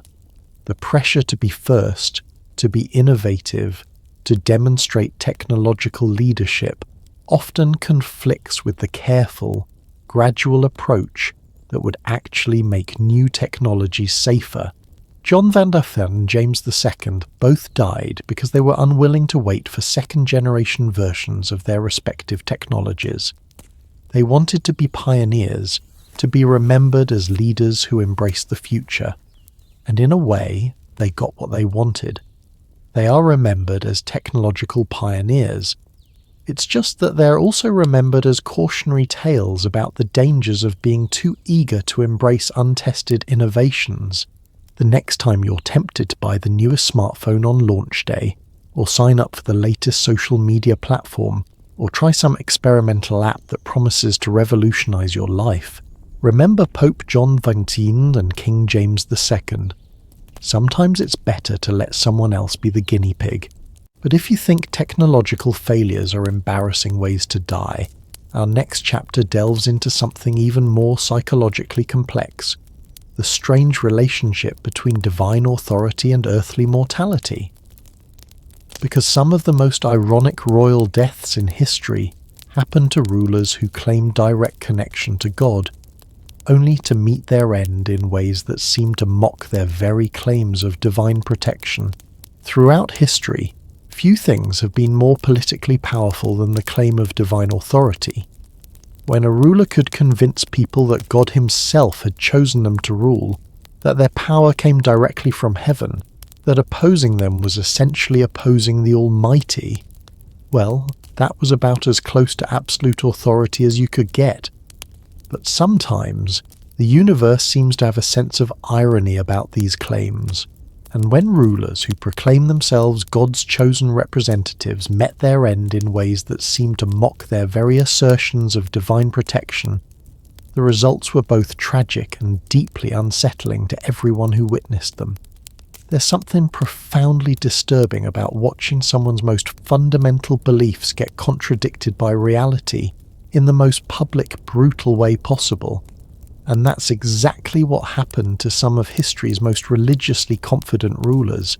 Consider the story of King Charles III of England, a man whose entire worldview was built on the concept of divine right, the belief that kings were appointed directly by God and answerable only to heaven. Charles didn't just believe he was chosen by God, he believed this so completely that he thought any opposition to his rule was literally blasphemous. Charles had spent his entire reign from 1625 to 1649 insisting that parliamentary attempts to limit his power were not just political disagreements, but acts of rebellion against God himself. When the English Civil War broke out, Charles genuinely believed that divine providence would ensure his victory, because how could God allow his anointed representative to be defeated by mere mortals? This wasn't just political rhetoric for Charles. This was his deepest, most sincere conviction. He had been raised from birth to believe that kings ruled by divine appointment, and every aspect of his education, his court ceremonies, even his daily prayers reinforced this belief. When Charles was finally captured by parliamentary forces in 1647, he remained absolutely convinced that God would intervene to save him. Even as he was put on trial for high treason, even as the evidence mounted against him, Charles maintained that the entire proceeding was illegitimate, because earthly courts had no authority to judge God's anointed king. On January 30th, 1649, Charles then was led to a scaffold that had been erected outside the banqueting house at Whitehall Palace. Thousands of people had gathered to witness what was essentially unprecedented in English history, the public execution of a king who claimed divine authority.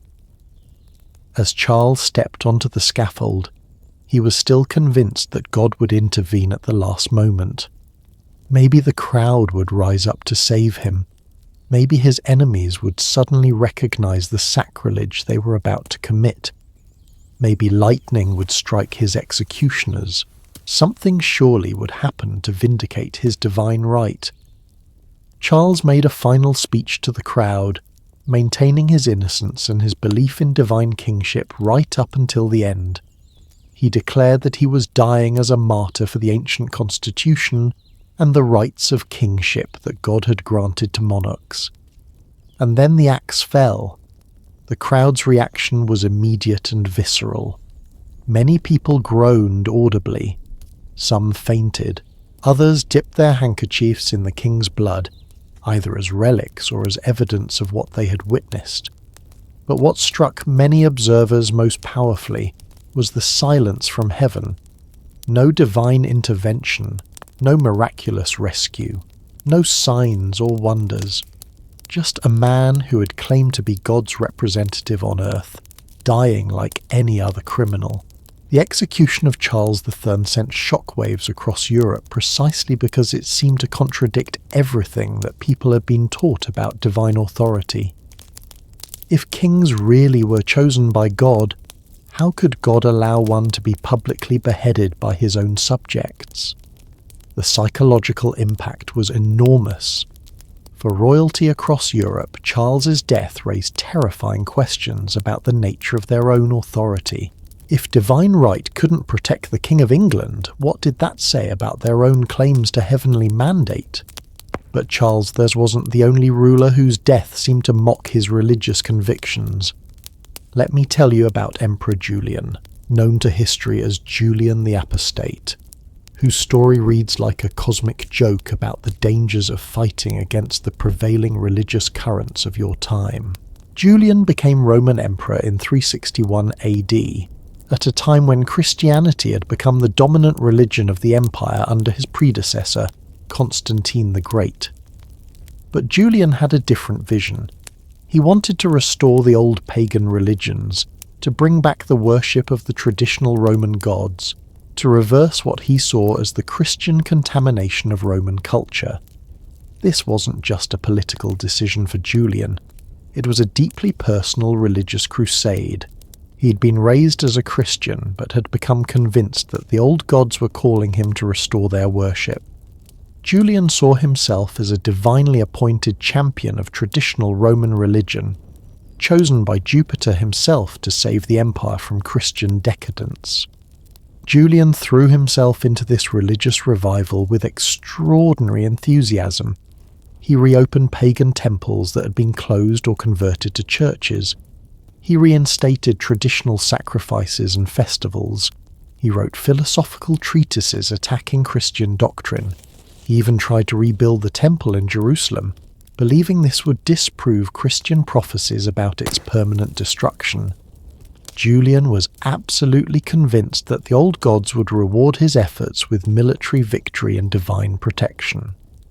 In 363 AD, he launched an ambitious campaign against the Persian Empire, confident that Jupiter, Mars, and the other traditional deities would ensure his success. The campaign started well. Julian's forces won several initial victories, and he began to see this as confirmation of divine favour. He conducted elaborate sacrifices before each battle, consulting omens and portents, absolutely certain that the gods were guiding his every move. But on June 26, 363 AD, during a skirmish near the city of Samara, Julian was struck by a spear.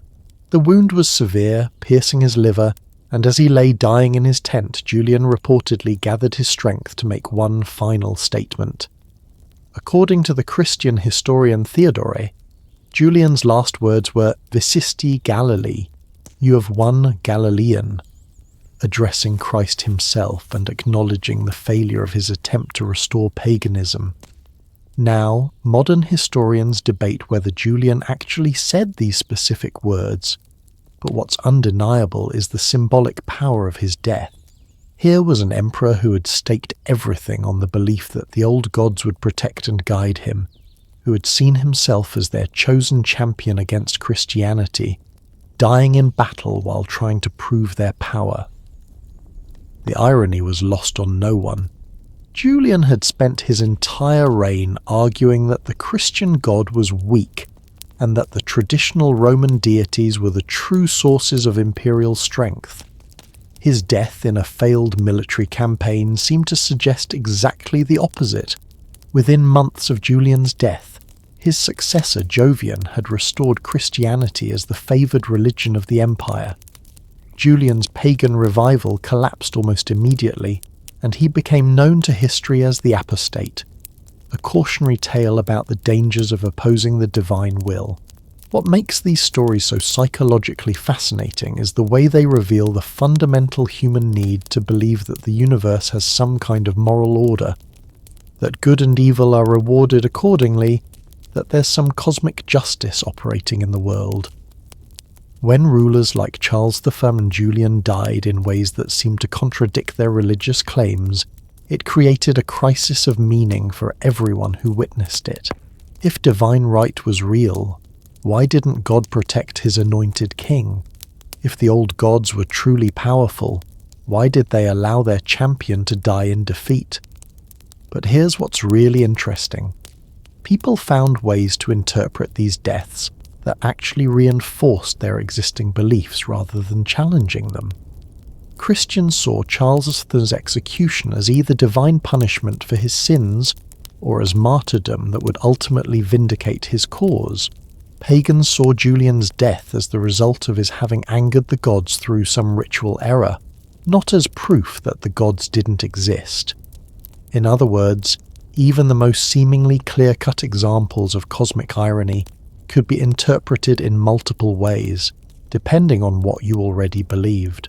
This pattern continues today, doesn't it? When public figures who claim moral authority or divine favour meet with scandal or disaster, people interpret these events through the lens of their existing beliefs. Some see divine justice, others see persecution, still others see random chance. The human mind is remarkably good at finding patterns and meaning even in seemingly random events, especially when those events involve people we admire or despise. But perhaps the most unsettling aspect of these religiously ironic deaths is what they suggest about the relationship between faith and reality. Both Charles III and Julian were sincere believers who genuinely thought they were serving God or the gods. Their deaths weren't the result of hypocrisy or cynical manipulation. They were the deaths of true believers whose beliefs turned out to be insufficient protection against the harsh realities of political and military conflict. It's a reminder that sincerity, no matter how deep, doesn't guarantee safety. That belief, no matter how fervent, doesn't control outcomes. That the universe, whatever its ultimate nature, doesn't seem particularly concerned with validating our theological convictions. And yet people continue to find meaning and comfort in religious faith, even in the face of such apparent contradictions. Perhaps that's the most human thing of all, our ability to maintain hope and belief even when reality seems to be laughing at our most cherished convictions. But speaking of contradictions and betrayals, our next stories delve into perhaps the most personally devastating form of royal death. Those moments when the people who were supposed to love and protect these rulers became the very instruments of their destruction. If there's anything more devastating than having your religious beliefs mocked by fate, it's discovering that the people you love most in the world have become your deadliest enemies.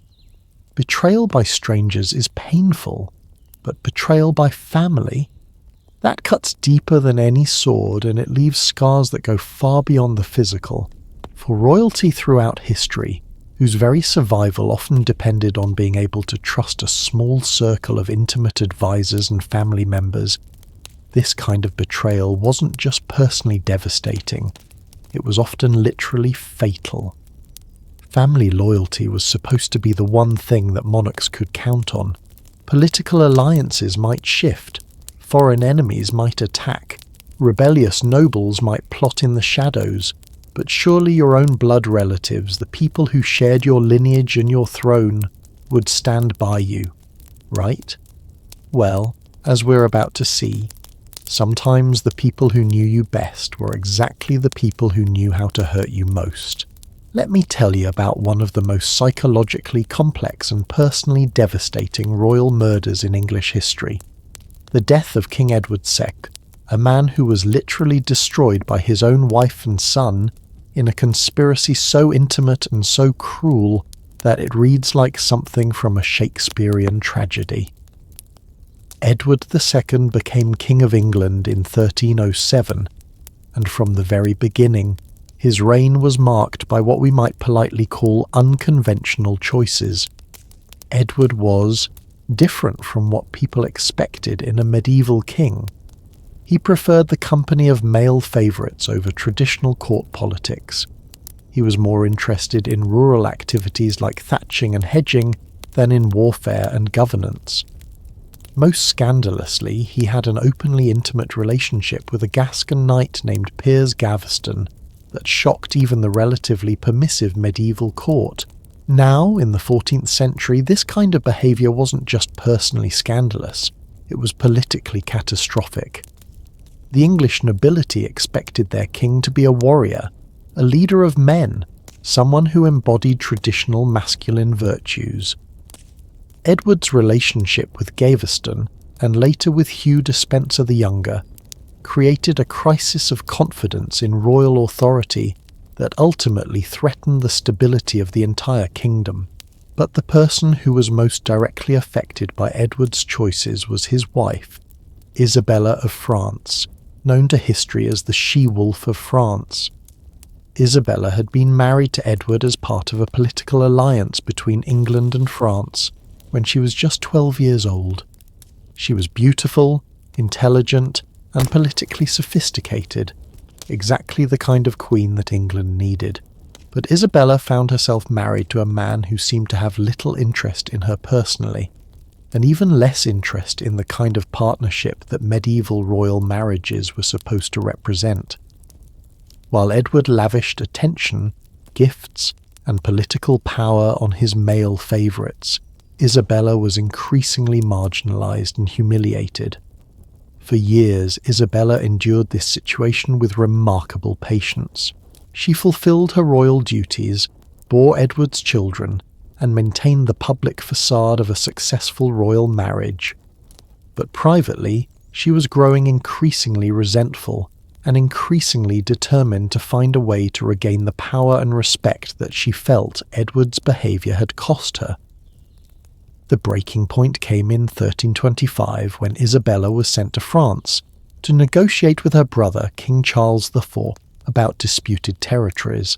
Once she was safely out of England and away from Edward's control, Isabella made a decision that would change English history forever. She began an affair with Roger Mortimer, a powerful English noble who'd been exiled after rebelling against Edward. More importantly, she began planning a full-scale invasion of England to remove her own husband from the throne. Think about that for a moment. Isabella wasn't just plotting against Edward as political enemy, she was plotting against him as his wife, using intimate knowledge of his weaknesses, his fears, and his habits to destroy him.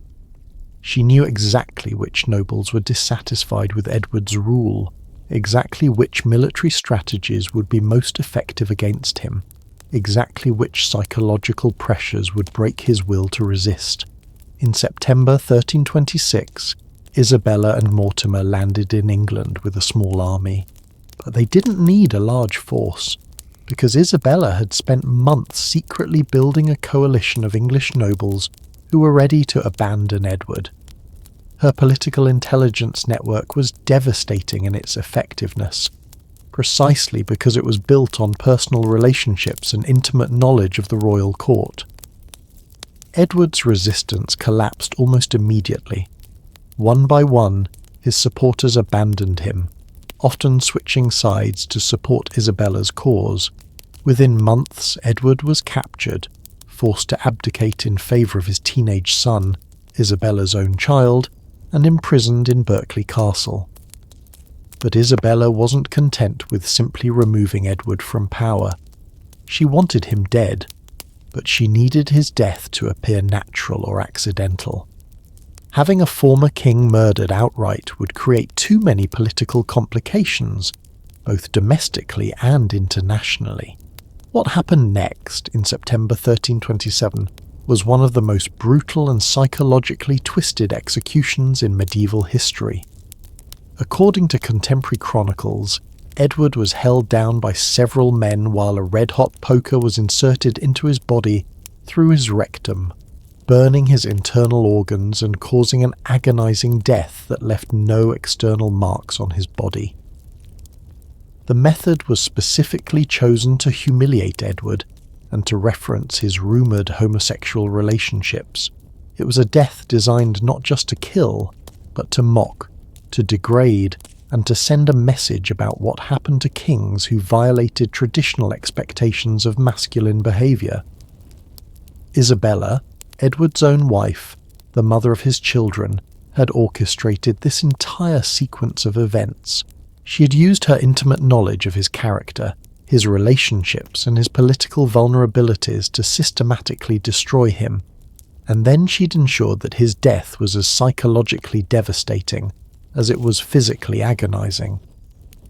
But perhaps the most chilling aspect of this story is the role of Edward's own son, the future Edward III.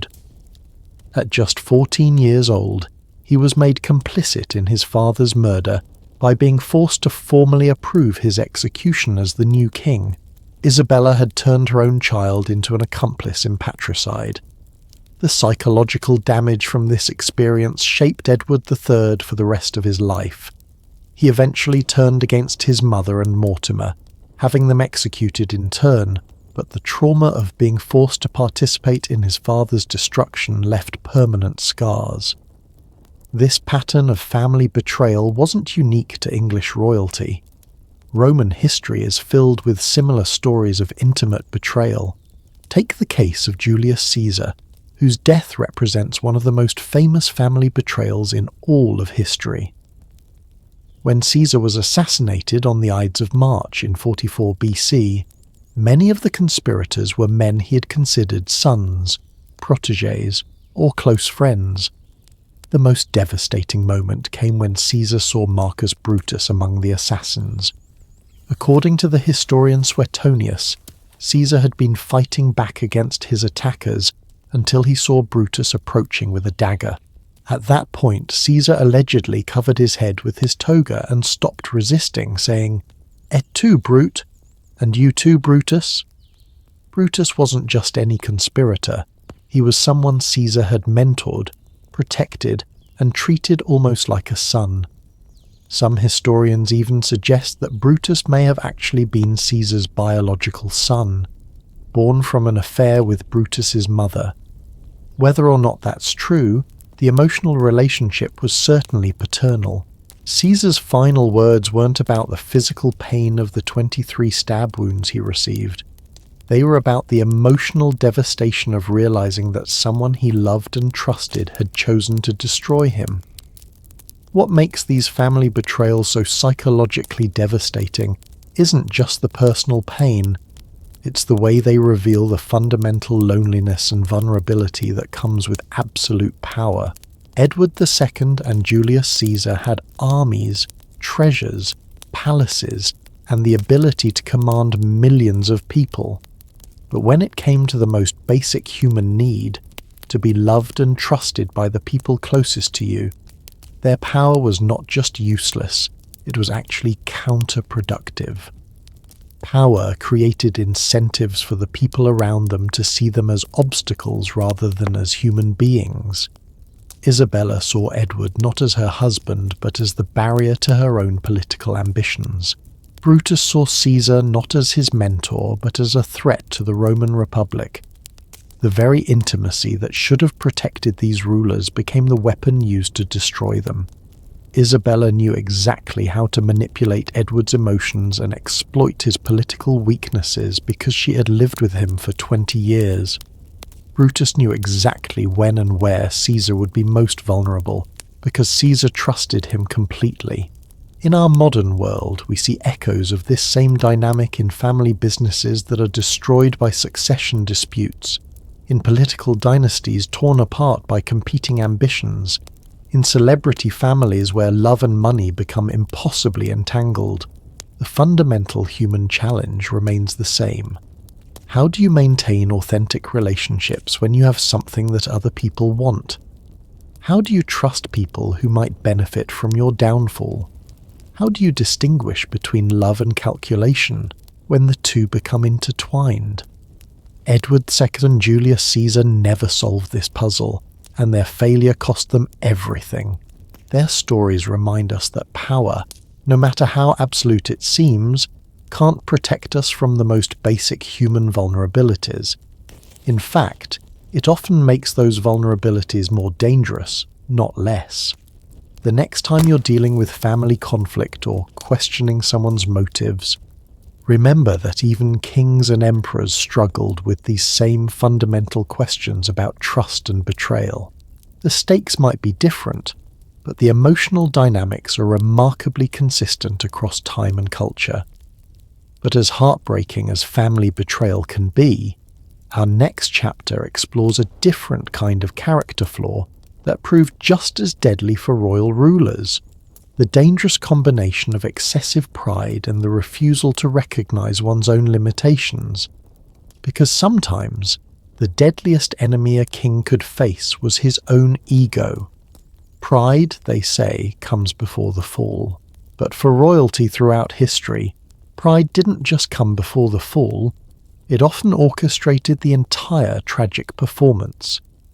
There's something almost cosmically ironic about the way excessive arrogance can transform the most powerful people on earth into the architects of their own destruction. When you're surrounded by people who tell you you're magnificent, when every decision you make is treated as divine wisdom, when the entire world seems to revolve around your every whim, well, it becomes remarkably easy to forget that you're still just a mortal human being subject to the same laws of physics and probability as everyone else. The ancient Greeks had a word for this kind of destructive pride, hubris, and they believed that the gods took a particular pleasure in humbling mortals who forgot their place in the cosmic order.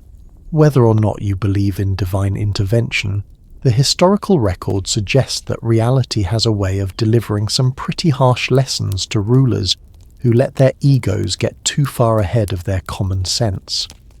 Let me tell you about King Pyrrhus of Epirus, a man whose death is so perfectly ironic, so precisely calibrated to mock his pretensions, that it reads like a fable written by someone with a very dark sense of humour. Pyrrhus was, by any reasonable measure, one of the greatest military commanders of the ancient world. This was a man who had studied under the finest generals of his era, who had conquered territories across Greece and southern Italy, who had earned the respect of even his enemies through his tactical brilliance and personal courage. Hannibal himself, arguably the greatest military mind in history, ranked Pyrrhus as the second best general who had ever lived. Pyrrhus had defeated Roman armies that had never known defeat. He had pioneered the use of war elephants in European warfare.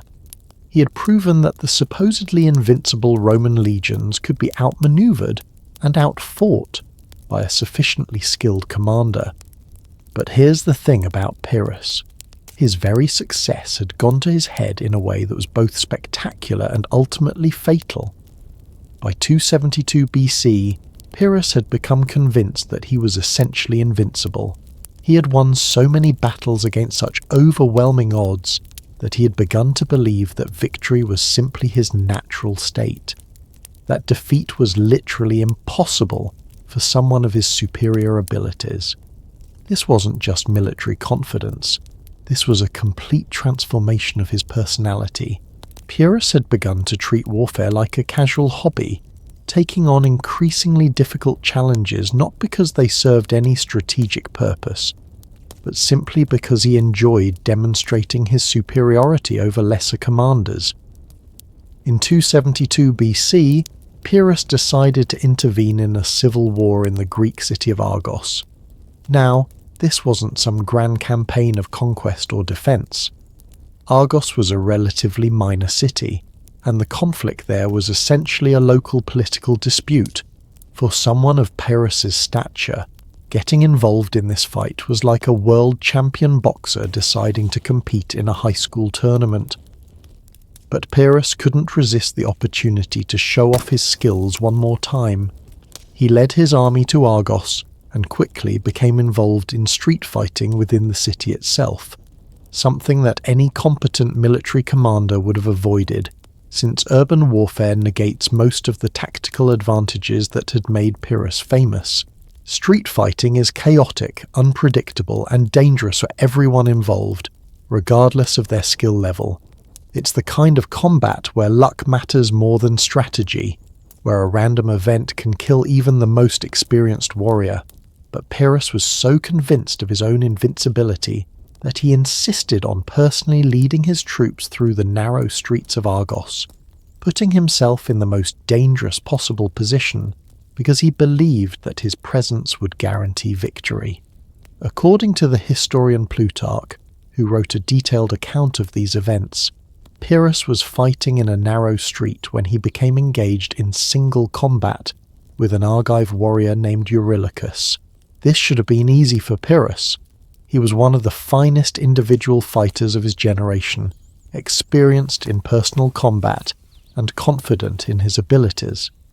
Pyrrhus struck down Eurylochus without difficulty, but as he stood over his fallen opponent, probably feeling quite pleased with himself for demonstrating his superior fighting skills, something unexpected happened. Eurylochus's mother had been watching the fight from her house nearby. When she saw her son fall, she was overcome with grief and rage. In that moment of overwhelming emotion, she grabbed the nearest object she could find, a roof tile, and hurled it down at Pyrrhus with all her strength. Now think about this for a moment. Here's King Pyrrhus, the second greatest general in history according to Hannibal, the man who had defeated Roman legions and conquered cities, the warrior who had survived countless battles against professional soldiers, and he was killed by a roof tile thrown by a grieving mother.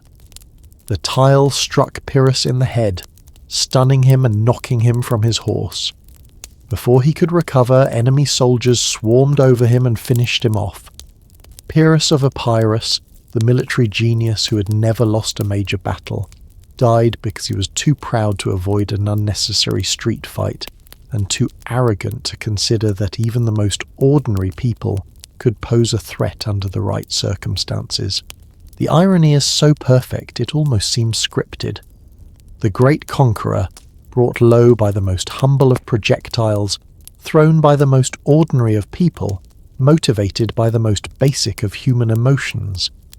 But what makes Pyrrhus's death even more significant is what it tells us about the psychology of hubris. Pyrrhus didn't die because he lacked military skill. He died because his success had made him incapable of recognizing danger.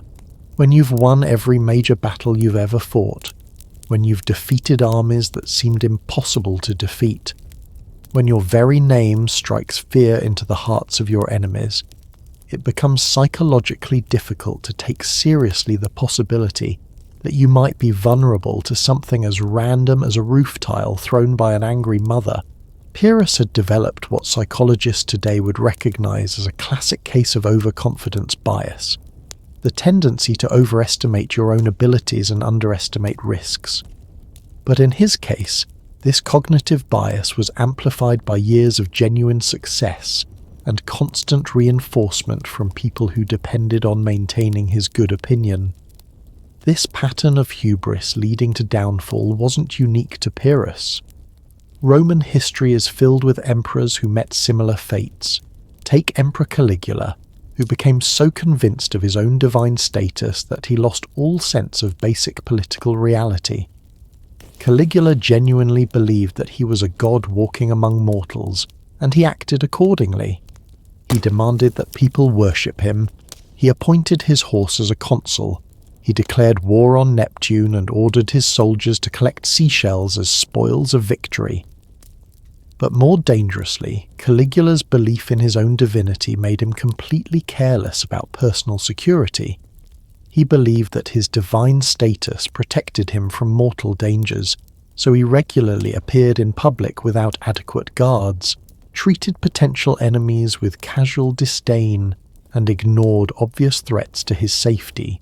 On January 24th, 41 AD, Caligula was assassinated by his own Praetorian guards in a conspiracy that involved dozens of people, including members of the Senate and his own family.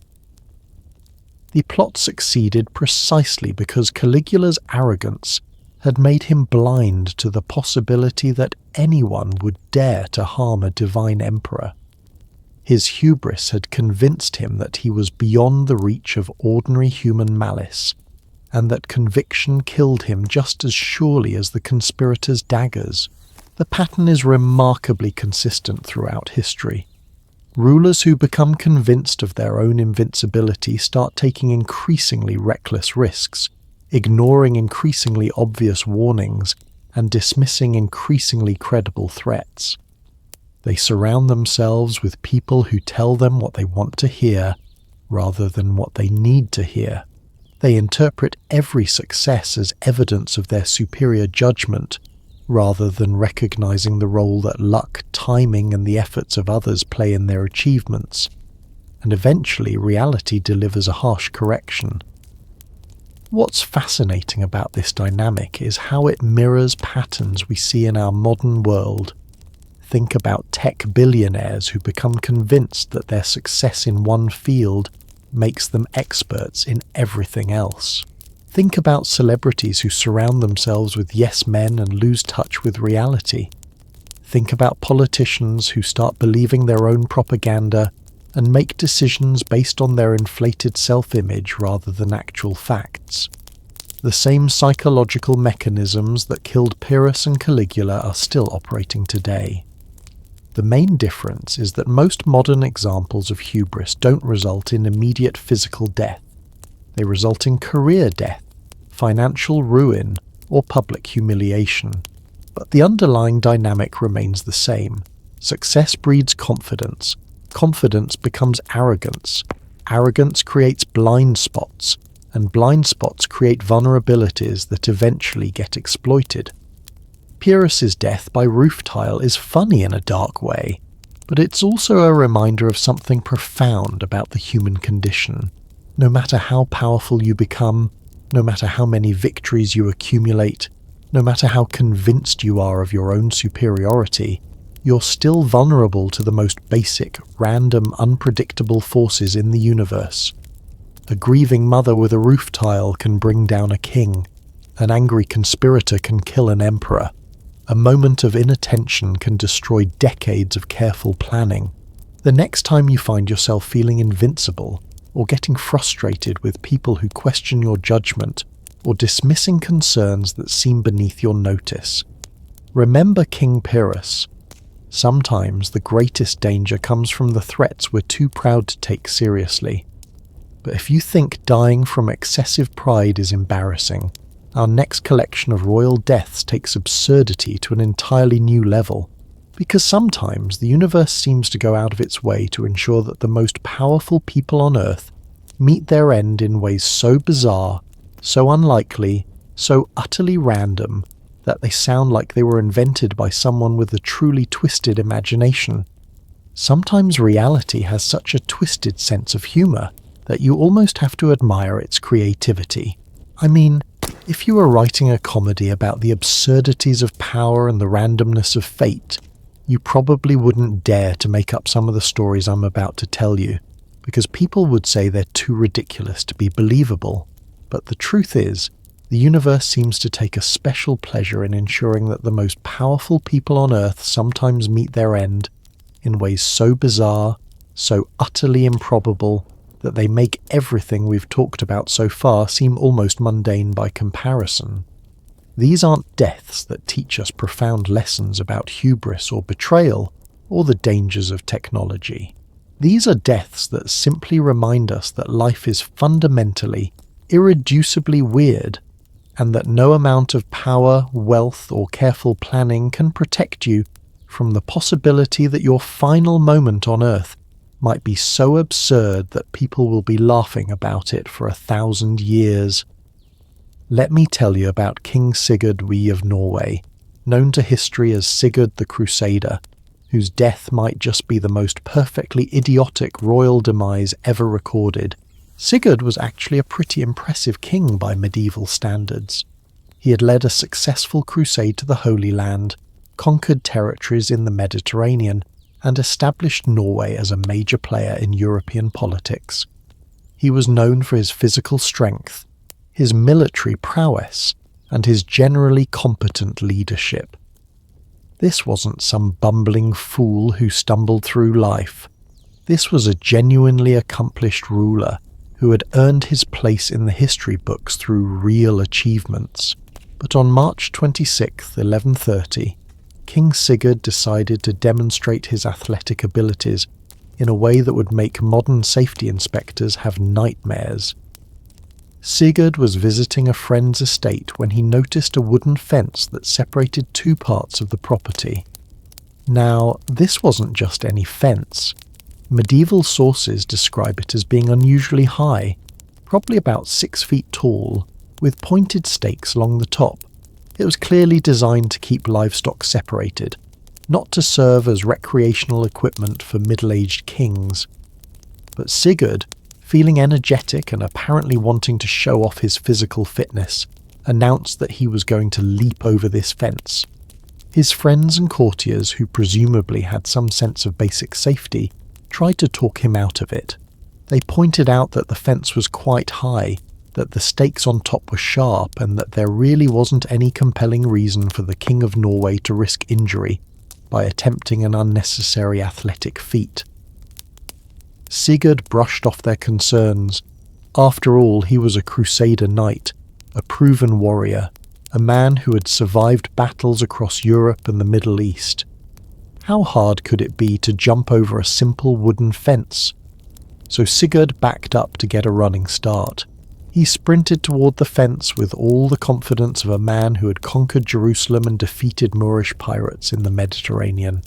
And he cleared it. Sort of. What happened next is described in multiple medieval chronicles, all of which agree on the basic facts while differing slightly on the embarrassing details. As Sigurd vaulted over the fence, he somehow managed to impale himself on his own spear. Now let me pause here to explain how spectacularly things had to go wrong for this to happen. Sigurd was carrying a long spear, as medieval nobles often did. The spear was supposed to be pointing away from his body, held securely in his hand. For him to impale himself on it, several things had to go wrong simultaneously. First, he had to lose control of the spear during his jump. Second, the spear had to rotate in exactly the wrong direction. Third, it had to be positioned at precisely the right angle to penetrate his body when he came down. And fourth, he had to land with enough force to drive the spear point deep enough to cause a fatal wound. The odds of all these things happening by accident are astronomical. It's like watching someone try to throw a ball into a basket and accidentally hit themselves in the head with a boomerang that wasn't even in the same room. But somehow King Sigurd of Norway managed to achieve this perfect storm of athletic incompetence. He landed on his own spear with such force that it penetrated his chest, causing injuries that proved fatal within hours. The man who had survived crusading warfare, siege combat, and naval battles in the Mediterranean died because he couldn't resist showing off by jumping over a fence in his friend's backyard. Medieval chroniclers struggled with how to record this death in a way that preserved some dignity for their fallen king. Some tried to suggest that he was attacked by enemies while jumping the fence. Others implied that there were mysterious circumstances that explained the accident. But the truth, recorded by multiple witnesses, was simply that Sigurd had killed himself through sheer, inexplicable clumsiness while attempting a completely unnecessary stunt. But if you think dying from fence-jumping incompetence is absurd, let me tell you about some other bizarre royal deaths that make Sigurd's accident look almost reasonable. There's the case of King Martin Thess of Aragon, who literally died from laughing too hard. In 1410, Martin was told a joke by his court jester that he found so incredibly funny that he went into uncontrollable fits of laughter. According to contemporary accounts, he laughed so hard and for so long that he developed what was probably a hernia or some kind of internal rupture and died from complications within days. Think about that for a moment.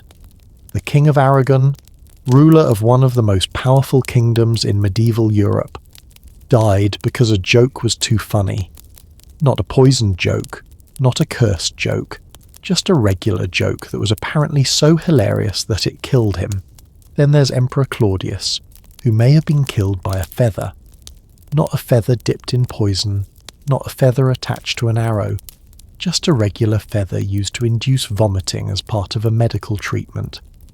Claudius had a habit of overeating, and his physician would tickle his throat with a feather to make him vomit so he could eat more. But on one occasion in 54 AD, the feather apparently triggered some kind of choking response that proved fatal.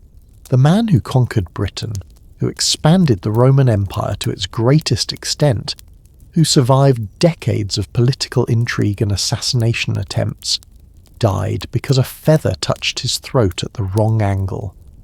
These stories are so absurd that they almost seem like medieval fake news, but they're recorded by multiple independent sources and appear to be genuine historical events.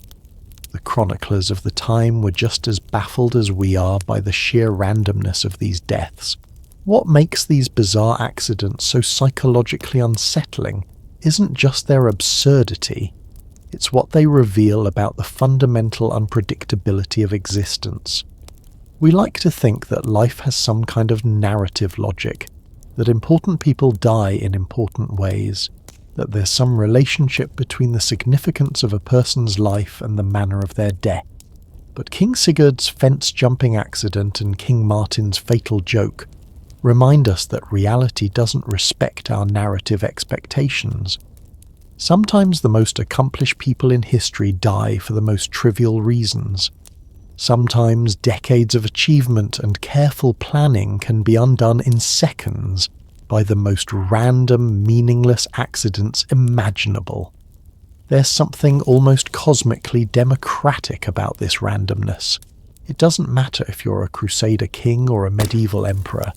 You're just as vulnerable to absurd accidents as everyone else. Your royal blood won't protect you from your own poor judgment. Your political power won't save you from basic physics.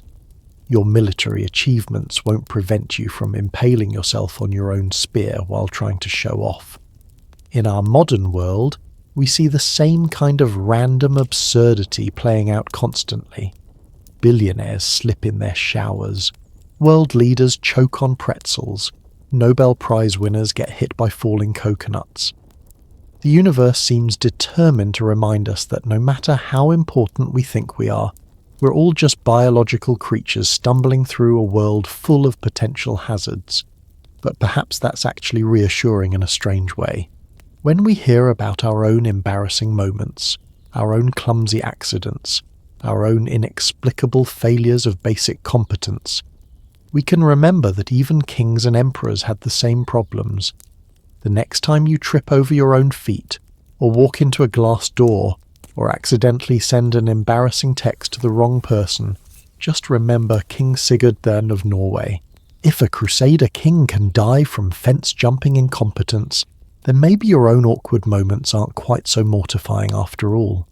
These bizarre royal deaths remind us that dignity, competence, and self-control are much more fragile than we like to admit. They also remind us that life is fundamentally unpredictable, that the universe has a sense of humour, and that sometimes the best we can do is laugh at the absurdity of it all. But as we reach the end of our journey through these 30 embarrassing royal deaths, it's time to step back and ask ourselves, what do all these stories really tell us about power, mortality, and the human condition? What lessons can we learn from these tales of kings and queens brought low by toilets and monkeys, poison and pride, family betrayal and fence-jumping accidents? And perhaps most importantly, what do these embarrassing deaths reveal about our own lives, our own vulnerabilities, and our own mortality? As we reach the end of this incredible journey through some of history's most humbling moments, I find myself thinking about something profound. We've just spent over 2 hours together exploring 30 different ways that the most powerful people who ever lived met their end in the most embarrassing circumstances imaginable.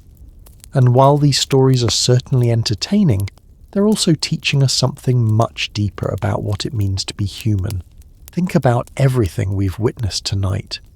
We've seen kings die on toilets, and queens killed by their own corsets. We've watched emperors destroyed by their appetites and monarchs brought down by their hobbies.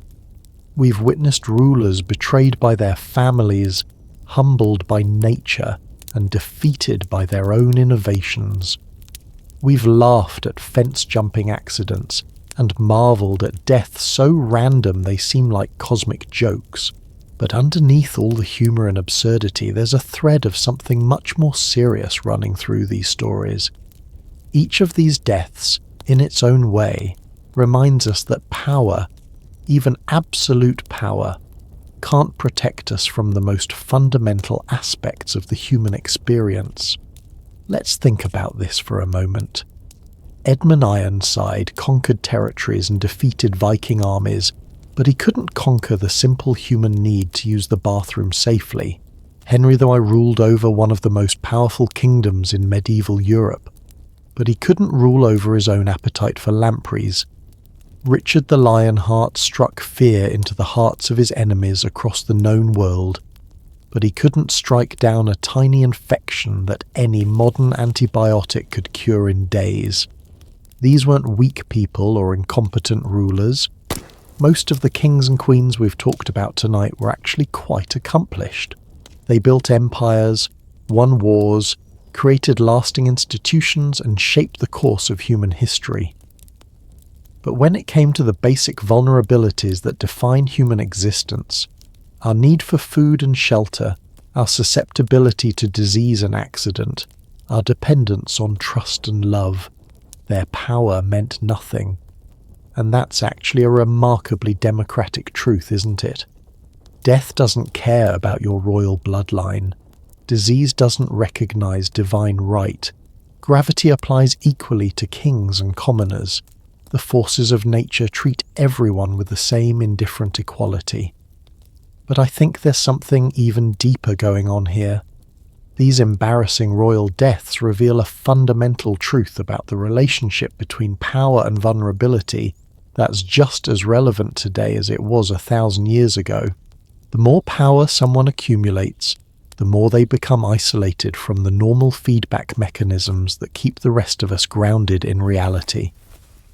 When you're surrounded by people who tell you you're magnificent, when every decision you make is treated as wisdom, when your every whim is catered to instantly, it becomes incredibly easy to forget that you're still subject to the same basic laws of physics and biology as everyone else. Think about our modern equivalents, tech billionaires who think their success in one field makes them experts in everything. Celebrities who surround themselves with yes men and lose touch with reality. Politicians who start believing their own propaganda. The same psychological patterns that led medieval kings to ignore medical advice, take unnecessary risks, and trust the wrong people are still operating today. The main difference is that when modern powerful people make these mistakes, they usually just lose money or face public embarrassment. When medieval kings made the same mistakes, they often lost their lives in spectacularly humiliating ways. But perhaps the most important lesson from these stories isn't about power at all. It's about the importance of maintaining perspective about our own place in the universe. Every single one of us, at some point in our lives, feels invincible. Maybe it's when we get that big promotion, or when we're young and healthy and feel like we can conquer the world, or when everything seems to be going our way and we start to think we've got life figured out. And in those moments, it's worth remembering King Sigurd jumping over that fence, or Mithridates, who made himself so immune to poison that he couldn't poison himself, or Charles II, whose doctors tortured him to death while trying to save his life. These stories remind us that confidence is good, but overconfidence is dangerous, that success is wonderful, but it doesn't make us immune to failure, that planning is wise, but life is fundamentally unpredictable, that we should take ourselves seriously enough to do important work, but not so seriously that we forget how to laugh at our own absurdities. In our modern world, where social media can make anyone feel like royalty with enough likes and followers, where success can come quickly and make people feel invincible, where technology can make us feel like we're masters of the universe, these medieval cautionary tales are more relevant than ever. The next time you're feeling unstoppable, remember Henry II and his jousting accident. The next time you're tempted to ignore expert advice because you think you know better, remember Charles II and his well-meaning doctors. the next time you're considering taking an unnecessary risk to prove a point, remember Pyrrhus and his roof tile. But beyond all the practical lessons about humility and risk management, I think these stories serve another important purpose. They remind us that we're all part of the same human story. The same hopes and fears, the same drives and weaknesses, the same capacity for both greatness and foolishness that led these kings and queens to their embarrassing ends are still with us today. When we laugh at King Adolf Frederick eating himself to death, we're also laughing, in a gentle, understanding way, at our own struggles with self-control. When we shake our heads at James Y falling for an obvious trap because he was blinded by love, we're acknowledging our own capacity for making poor decisions when our hearts override our heads. These aren't stories about people who are fundamentally different from us. These are stories about people who are fundamentally the same as us, but who happen to live in an era when mistakes had more immediate and dramatic consequences. And maybe that's the most comforting lesson of all. If kings and emperors and popes struggled with the same basic human challenges that we face every day, if they could be brought low by bathroom accidents and overeating and family drama and bad medical advice, then maybe our own struggles and failures and embarrassing moments are just part of the normal human experience. Maybe the goal isn't to become so powerful or successful that we transcend human vulnerability. Maybe the goal is to embrace our humanity, to laugh at our own absurdities, to help each other navigate the fundamentally unpredictable adventure of being alive. These 30 kings and queens, for all their power and privilege, couldn't escape the basic facts of human existence. But in their failures, in their embarrassing deaths, in their final moments of very mortal vulnerability, they left us something valuable. A reminder that we're all in this together, that we're all just doing our best to stumble through life with whatever grace and humour we can manage. And you know what? There's something beautiful about that. Something that connects us across centuries and cultures and social classes. Something that reminds us that underneath all our pretensions and ambitions and fears, we're part of the same human family. So the next time you have an embarrassing moment, the next time you make a mistake that makes you want to hide under a rock, the next time you feel like you're the only person who's ever been so foolish, remember these stories. Remember that even kings and queens had days when everything went wrong in the most ridiculous ways possible. And maybe, just maybe, you'll be able to laugh a little at the cosmic absurdity of it all. Thank you so much for joining me on this incredible journey through history's most humbling moments. I hope these stories have entertained you, maybe taught you something, and perhaps given you a new perspective on the beautiful, ridiculous, tragic, and ultimately very human adventure we're all sharing together. If you've enjoyed exploring these tales with me, I have so many more incredible stories waiting to be told. Stories of courage and cowardice, wisdom and folly, love and betrayal, all the fascinating, complicated, endlessly surprising ways that human beings have lived and died throughout history. So stay tuned, keep those notifications on, and I'll see you very soon for our next journey into the past. Until then, sleep well, dream big, and remember, we're all just humans doing our best in a wonderfully unpredictable world. Sweet dreams, everyone.